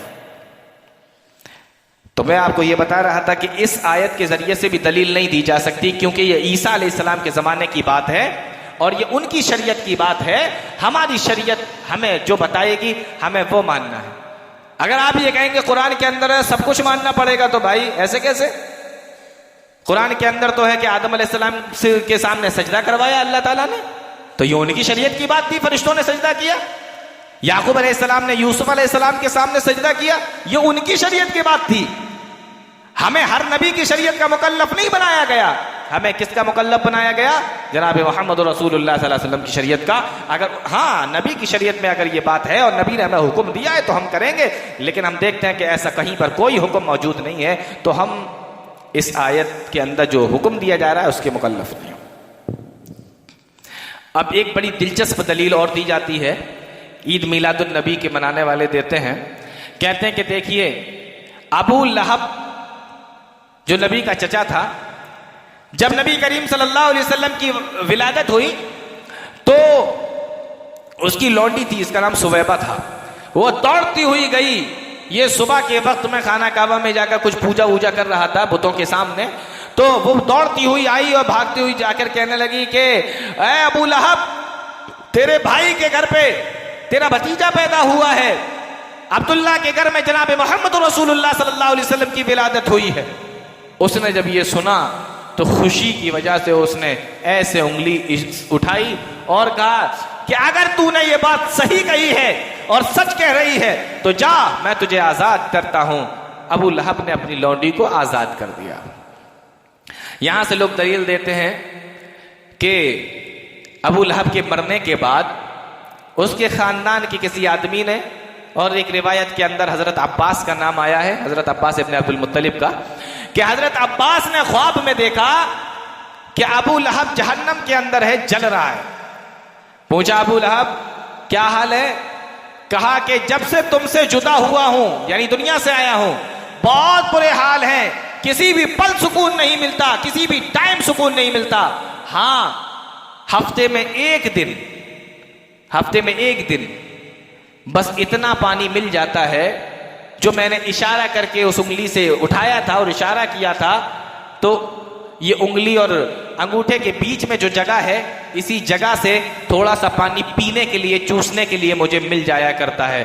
तो इस हदीस से दलील पकड़ते हैं लोग कि देखो कि अगर कोई गैर मुस्लिम भी काफिर भी, यानी अबू लहब जैसा आदमी अगर नबी की पैदाइश की खुशी मनाए तो उसको भी अल्लाह रब्बुल आलमीन देखिए उस दिन उसके गुनाह को माफ करके पानी दे देता है, सुकून मिल जाता है। तो जब उसको मिल जाता है तो हम तो नबी के मानने वाले हैं, हमें कितना सवाब अल्लाह रब्बुल आलमीन अता फरमाएगा। अबू लहब खुश हुआ और उसने अपनी लौंडी को आजाद कर दिया तो उसको फायदा मिला, तो हमें क्यों नहीं फायदा मिलेगा अगर हम नबी की पैदाइश पर खुश होंगे? ये दलील दी जाती है, लेकिन ये दलील बन नहीं सकती। वजह उसकी ये है कि सबसे पहले तो मैं आपको ये बता दूं कि कोई भी आदमी ख्वाब देखे वो शरीयत नहीं बन सकता। शरीयत और दीन सिर्फ नबियों का ख्वाब हुआ करता है। नबी अगर ख्वाब में कोई चीज देख रहे हैं तो वो शरीयत होगी, दीन होगा। इब्राहिम अलैहिस्सलातु वस्सलाम ने ख्वाब देखा कि अपने बेटे को ज़बह कर रहे हैं और उन्होंने ये नहीं कहा अरे चलो ख्वाब की बात होगी, नहीं, उसको दीन समझा और अपने बेटे को ज़बह करने के लिए ले गए। तो नबी जो ख्वाब देखा करते हैं वो शरीयत होती है, वो वही होती है, वो अल्लाह का हुक्म होता है। उसके अलावा कोई भी ख्वाब देखे वो शरीयत नहीं बन सकती, दीन नहीं बन सकता। अगर अब्बास ने भी ख्वाब देखा है तो वो ना दीन बन सकता है ना शरीयत बन सकती है। और दूसरी बात, वो ख्वाब दीन और शरीयत बन सकते हैं चाहे देखे किसी ने भी हो जिस पर अल्लाह के रसूल सल्लल्लाहु अलैहि वसल्लम ने मोहर लगा दी। मशवरा हो रहा है मदीना के अंदर कि लोगों की तादाद बढ़ गई है, नमाज के लिए बुलाया कैसे जाए। किसी ने मशवरा दिया पहाड़ पे आग जला दी जाए, किसी ने कहा घंटा बजा दिया जाए, किसी ने कहा कि फूंक मार दी जाया करे। इस तरीके से अलग अलग लोगों ने मशवरे दिए, लेकिन मामला तय नहीं हो पाया। सारे लोग अपने अपने घर चले गए, रात में सोए। सुबह के वक्त में एक साहबी है अब्दुल्लाह इब्ने ज़ैद इब्ने अब्द रब्बी, उन्होंने ख्वाब देखा और दौड़ते हुए अल्लाह के नबी सल्लल्लाहु अलैहि वसल्लम के पास में आए। आकर कहने लगे अल्लाह के नबी मैंने रात में ख्वाब देखा, मेरे पास में एक शख्स आया और उसने आकर कहा कि तुम लोग आपस में मशवरा कर रहे थे, अरे जब नमाज के लिए बुलाना हो तो ये अल्फाज जोर जोर से क्यों नहीं कहने लगते। मैंने पूछा कौन से अल्फाज, उसने पूरी अजान के अल्फाज मुझे बताए और फिर वो चला गया। अल्लाह के नबी सल्लल्लाहु अलैहि वसल्लम को ये ख्वाब बहुत पसंद आया।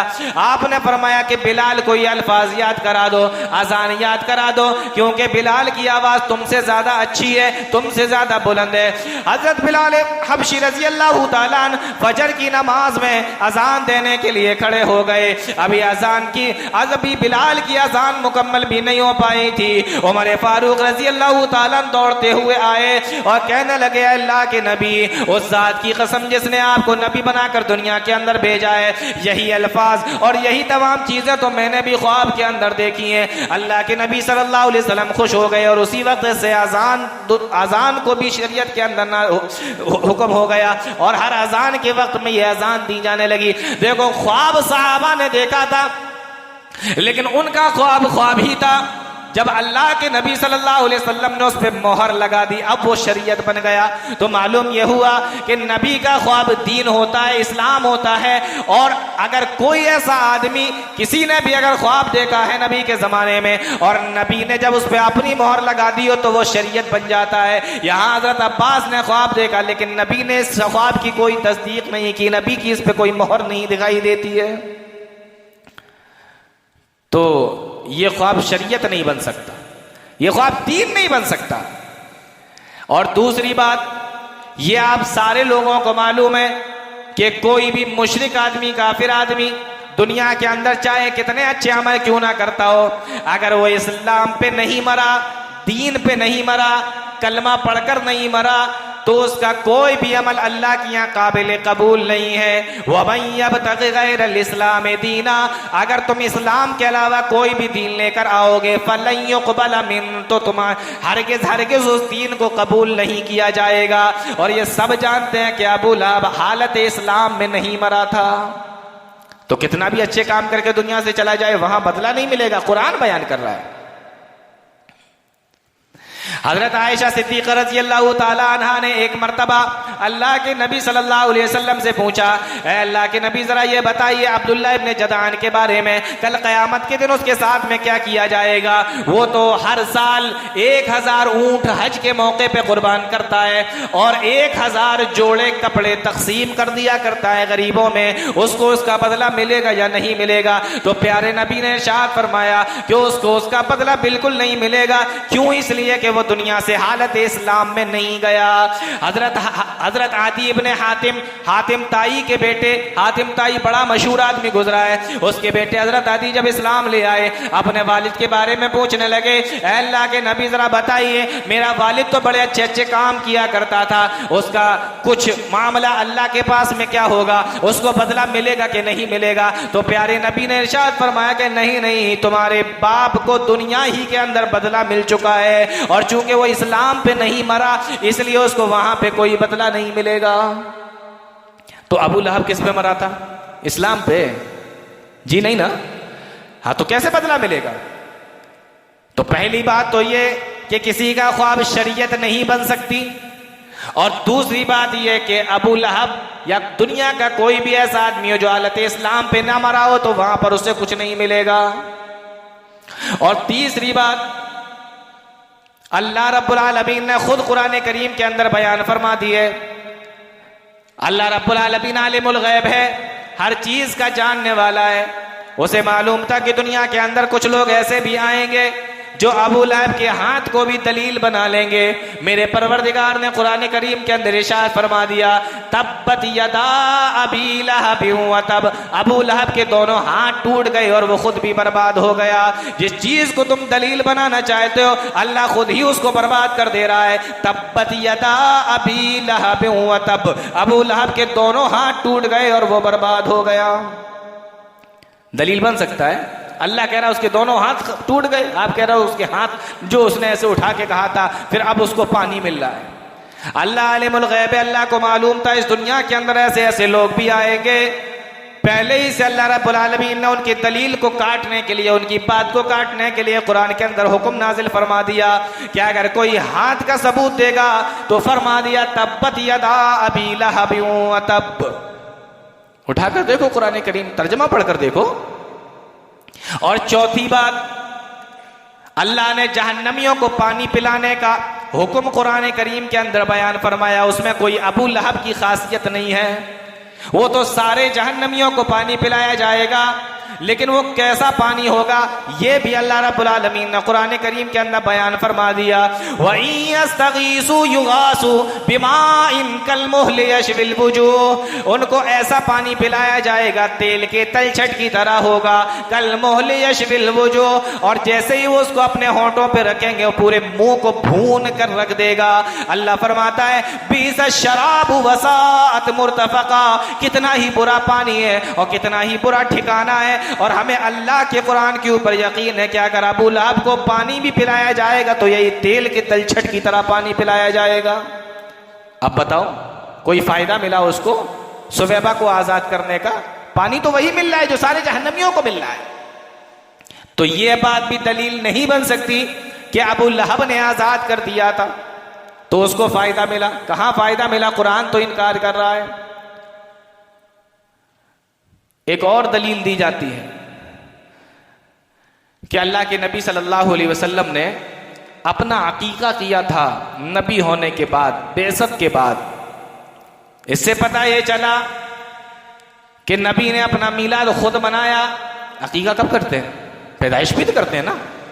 नबी ने अपना अकीका खुद मनाया, यानी अपनी पैदाइश का खुद मनाया जश्न, इसलिए तो अकीका किया। सवाल यह है कि नबी ने कितनी मर्तबा अकीका किया? हर साल या जिंदगी में एक बार? आप तो हर साल मना रहे हैं। अगर नबी की उस बात से ही अगर दलील ली जाए तो नबी ने तो जिंदगी में एक बार किया, आप तो हर बार मना रहे हैं। और दूसरी बात यह है कि जिस हदीस से दलील पकड़ते हुए हदीस ही ठीक नहीं है। पहले वो रिवायत तो साबित हो जाए कि सही है या गलत, उसके बाद देखेंगे कि आपने कब किया और कितनी बार किया।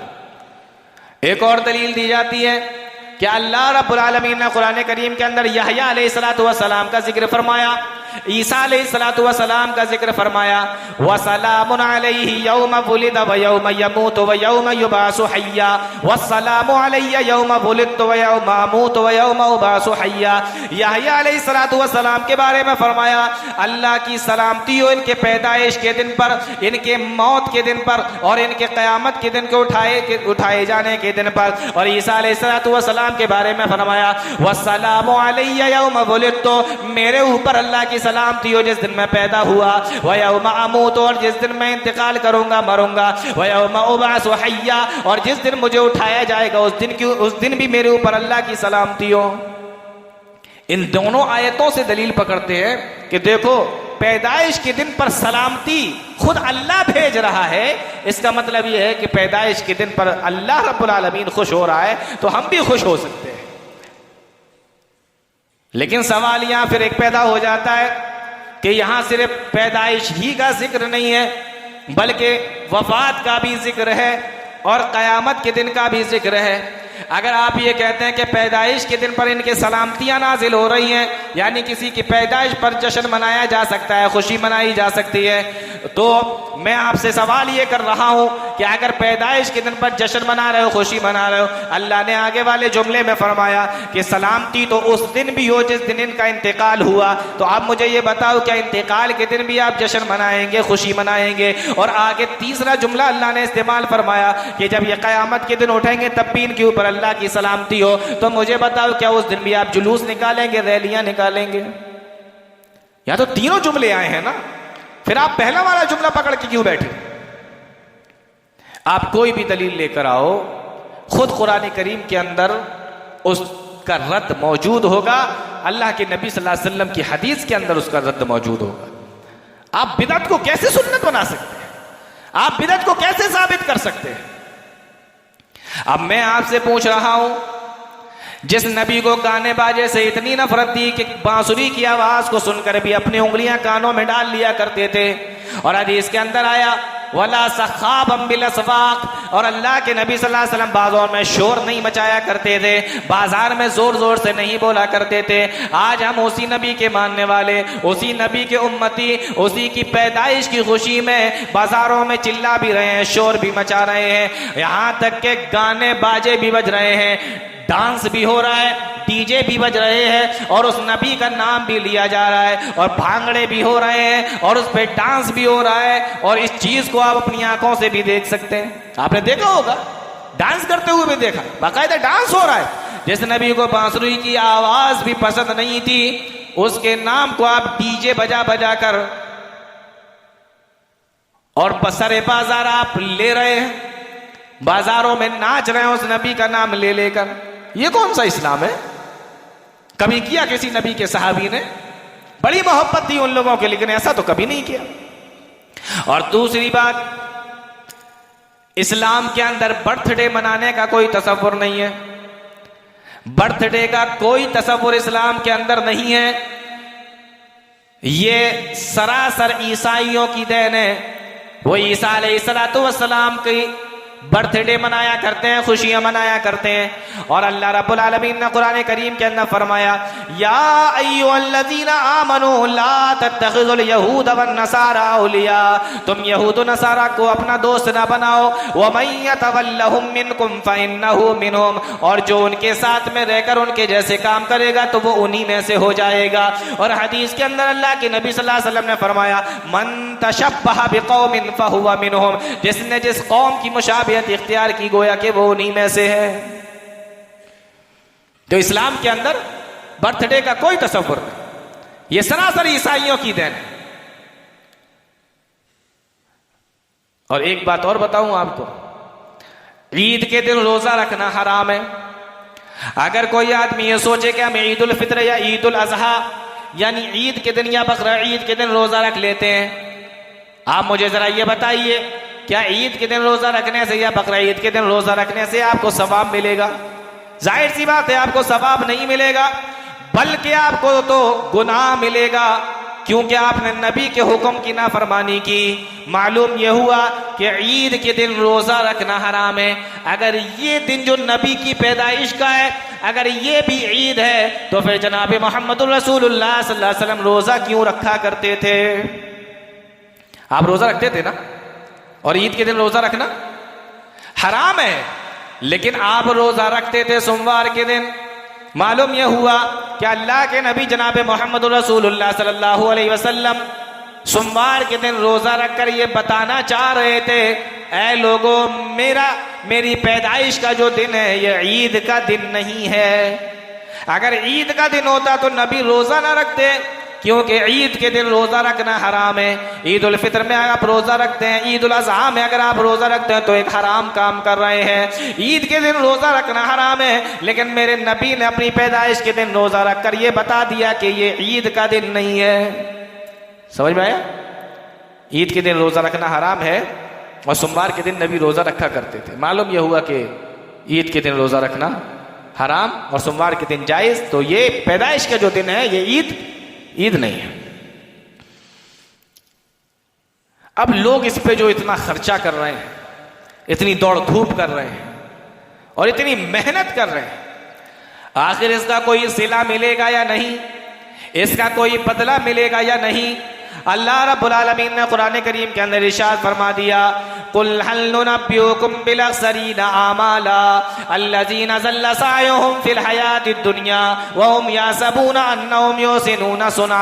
ऐ मेरे नबी, क्या हम आपको उन लोगों के बारे में ना बताएं जो दुनिया के अंदर आमाल के एतबार से, काम के एतबार से, अमलों के एतबार से सरासर खसारे में और नुकसान में। अल्लज़ीना ज़ल्ला सअयुहुम फिल हयातिद दुनिया, जो दुनिया के अंदर तो बड़ी मेहनत करते हैं, वह हम यहसबूना अन्नहुम युहसिनूना सुना, और वो ये समझ रहे हैं कि हम बहुत ही अच्छा काम करने वाले हैं। अल्लाह रब्बुल आलमीन ने कुरान करीम के दूसरे मकाम पर इरशाद फरमाया, आमिलतुन नासिबा तस्ला नारन हामिया। कयामत के दिन ऐसे लोगों को लाया जाएगा जो दुनिया के अंदर अमल कर करके थक गए होंगे, जिन्होंने अपने आप को अमल कर करके थका लिया होगा, और जिन्होंने दुनिया के अंदर बहुत अमल किए होंगे, थक चुके होंगे अमल करते करते। आमिलतुन नासिबा तस्ला नारन हामिया, और ऐसे लोगों को जहन्नम की आग के अंदर दाखिल कर दिया जाएगा। आज कितनी मेहनत कर रहे हैं, कितना काम कर रहे हैं, लेकिन कोई फायदा कयामत के दिन नहीं मिलेगा। अल्लाह फरमा रहा है, दुनिया में अमल कर करके थका लिया होगा अपने आप को। आज देखिए कितना हुड़दंग है, रात रात भर जाग रहे हैं, मेहनतें कर रहे हैं, भाग रहे हैं, पैसा लगा रहे हैं, सब कुछ कर रहे हैं। फरमाया तस्ला नारन हामिया, लेकिन उनको जहन्नम की आग में भेज दिया जाएगा। और जब मैदान महशर में हिसाब किताब हो रहा होगा, मेरे नबी हौज़े कौसर पे बैठे हुए होंगे। बुखारी की रिवायत है, अल्लाह के नबी सल्लल्लाहु अलैहि वसल्लम ने इरशाद फरमाया, इतने में ला यरदन्ना अलैया क़वामुन, मेरे पास में कुछ लोग आएंगे, आरिफुहुम व यारिफूननी, मैं उन्हें पहचान लूंगा, वो मुझे पहचान लेंगे। मालूम यह हुआ कि किसी दूसरी उम्मत के लोग नहीं होंगे, वो जनाब मोहम्मद रसूलुल्लाह सल्लल्लाहु अलैहि वसल्लम के ही उम्मत के लोग होंगे। इसलिए तो प्यारे नबी इरशाद फरमा रहे हैं कि मैं उन्हें पहचान लूंगा, वो मुझे पहचान लेंगे। सुम्मा युहालु बैनी व बैनहुम, और हमारे और उनके दरमियान में फरिश्ते हाइल हो जाएंगे, रुकावट बना लेंगे। तो मैं फरिश्तों से कहूंगा कि ये तो हमारे ही लोग हैं। फयक़ूलु इन्नहुम मिन्नी, ये तो मेरी ही उम्मत के लोग हैं। तो फरिश्ते मुझे जवाब देंगे, इन्नका ला तदरी मा अहदसु बादका, ऐ मेरे नबी, आपको मालूम नहीं है कि आपके आने के बाद इन्होंने आपके दीन के अंदर कैसी नई नई चीजों को ईजाद कर दिया था, कैसी नई नई चीजों को इन्होंने दीन के अंदर दाखिल कर दिया था। मेरे प्यारे नबी इरशाद फरमाते हैं, तो मैं कहूंगा फाक़ूल, तो मैं कहूंगा सुहकन सुहकन लिमन गय्यर बादी, दूर हो जाओ, दूर हो जाओ मेरे दीन को बदलने वालों, मेरे दीन के अंदर नई नई चीजें दाखिल करने वालों, मेरे दीन के अंदर नई नई चीजों को शामिल करने वालों, मेरी नजरों से दूर हो जाओ, इनको यहां से दूर ले जाओ। हौज़े कौसर से भी धुतकार दिया जाएगा। तो यह है बिदअत का अंजाम, बिदअत का मामला।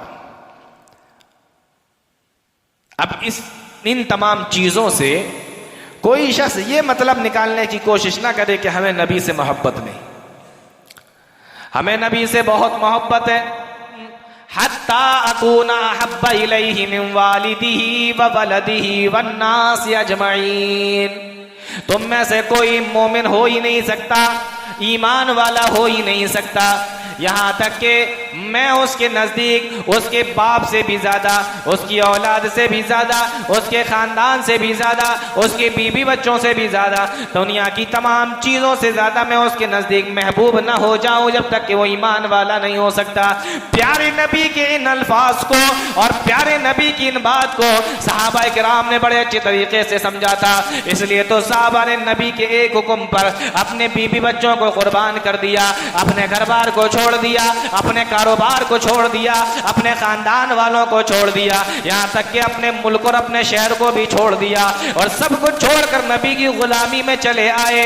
नबी से इतनी मोहब्बत किया करते थे, जान की बारी आई तो जान दे दी, अगर बच्चों को लुटाने की बारी आई तो बच्चों को लुटा दिया, अगर कारोबार को लुटाने की बारी आई, माल की बारी आई, सब कुछ नबी के ऊपर निछावर कर दिया। लेकिन उसके बावजूद भी कभी नबी के दौर में या नबी के दुनिया से जाने के बाद ना तो अबू बकर सिद्दीक ने कोई जुलूस निकाला, ना कोई रैलियां निकाली, और ना हज़रत उमर फारूक ने किया, ना हज़रत उस्मान गनी रज़ी अल्लाह तआला अन्हु ने कोई जश्न मनाया, ना हज़रत अली रज़ी अल्लाह तआला अन्हु ने कोई जुलूस, ना कोई रैलियां निकाली, ना कभी किसी ने अपने घर के दरवाजे पर या अपने घर की छत पे हरा झंडा लगाया। बताओ अगर इसी चीज का नाम इस्लाम है तो सबसे पहले इसको हज़रत अबू बकर सिद्दीक रज़ी अल्लाह तआला अन्हु करते, इसको सहाबा इकराम करते, बिलाल हबशी करते, अबू हुरैरा रज़ी अल्लाह तआला अन्हु करते।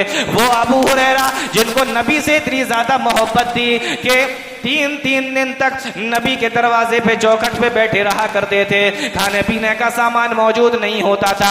अल्लाह के नबी नमाज पढ़ा रहे हैं, पीछे से धड़ाम से गिरने की आवाज आई, नबी ने सलाम फेरा तो देखा अबू हुरैरा बेहोश पड़े हुए हैं। पूछा अबू हुरैरा क्या हुआ, कोई बीमारी है? फरमाया अल्लाह के नबी बीमार नहीं हो, बल्कि 3 दिन से कुछ नहीं खाया इसलिए बेहोश होके गिर गया था। ये नबी हजरत अबू हुरैरा का मामला था। इतनी मोहब्बत किया करते थे अल्लाह के नबी सल्लल्लाहु अलैहि वसल्लम से। नबी के पास में आए, नबी से बात कर रहे हैं, अल्लाह के नबी सल्लल्लाहु अलैहि वसल्लम ने अपना चेहरा घुमा लिया, अल्लाह के नबी सल्लल्लाहु अलैहि वसल्लम से दूसरी तरफ से आके अबू हुरैरा खड़े हो गए। पूछा, अल्लाह के नबी ने अपना चेहरा घुमा लिया। 3 मरतबा जब ऐसा हो गया, हजरत अबू हुरैरा रज़ी अल्लाह तआला अन्हु फरमाने लगे, अल्लाह के नबी क्या बात है, क्या मुझसे नाराज हैं? तो मेरे प्यारे नबी ने इरशाद फरमाया, अबू हुरैरा मैं नाराज नहीं हूँ, बल्कि तुम्हारे मुंह से बदबू आ रही है इसलिए मैं अपने चेहरे को घुमा ले रहा हूँ। अबू हुरैरा मिसवाक कर लिया करो, मुंह से बदबू आ रही है। अबू हुरैरा जवाब देते हैं, अल्लाह के नबी मिसवाक तो मैं नमाज में करता हूँ, 5 वक्त में करता हूँ, अल्लाह के नबी ये जो बदबू आ रही है मेरे मैदे से आ रही है, मैंने कई रोज से खाना नहीं खाया, पेट बिल्कुल खाली है, इस वजह से ये मैदे से बदबू आ रही है। कभी कभी बेहोश होके गिर जाया करते थे, लोग दीवाना और मजनू समझा करते थे, लेकिन हजरत अबू हुरैरा कभी नबी का दामन छोड़कर नहीं गए, नबी का दरवाजा छोड़कर नहीं गए, नबी से कभी दूर नहीं हुए। सहाबा इकराम को तो इतनी मोहब्बत थी, उसके बावजूद भी कभी किसी साहबी ने कोई झंडा अपने घर की छत पे ना लगाया, अपने दरवाजे पे ना लगाया। अगर इसी का नाम मोहब्बत होता तो सहाबा इकराम भी इसको कर जाते, ताबईन भी इसको करते, तबे ताबईन भी इसको करते, इमाम भी इसको करते।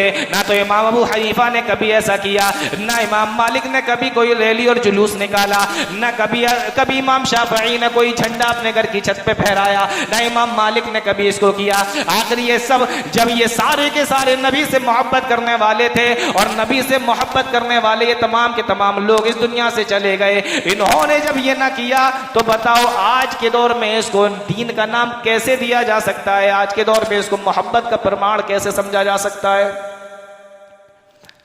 आपको ये कह सकता है कि सहाबा इकराम को मोहब्बत नहीं थी?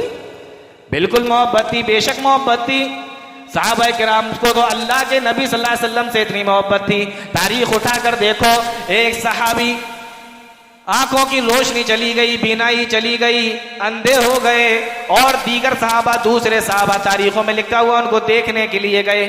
आदमी बीमार हो जाता है, उसकी इयादत करने के लिए जाते हैं। जब सहाबा इकराम को मालूम हुआ कि आंखों की रोशनी और बीनाई चली गई है, देखने के लिए गए। लोग कहने लगे भाई बहुत बुरा लगा, आपके बारे में सुनकर बड़ा अफसोस हुआ कि आपकी आंखों की रोशनी चली गई, बीनाई चली गई।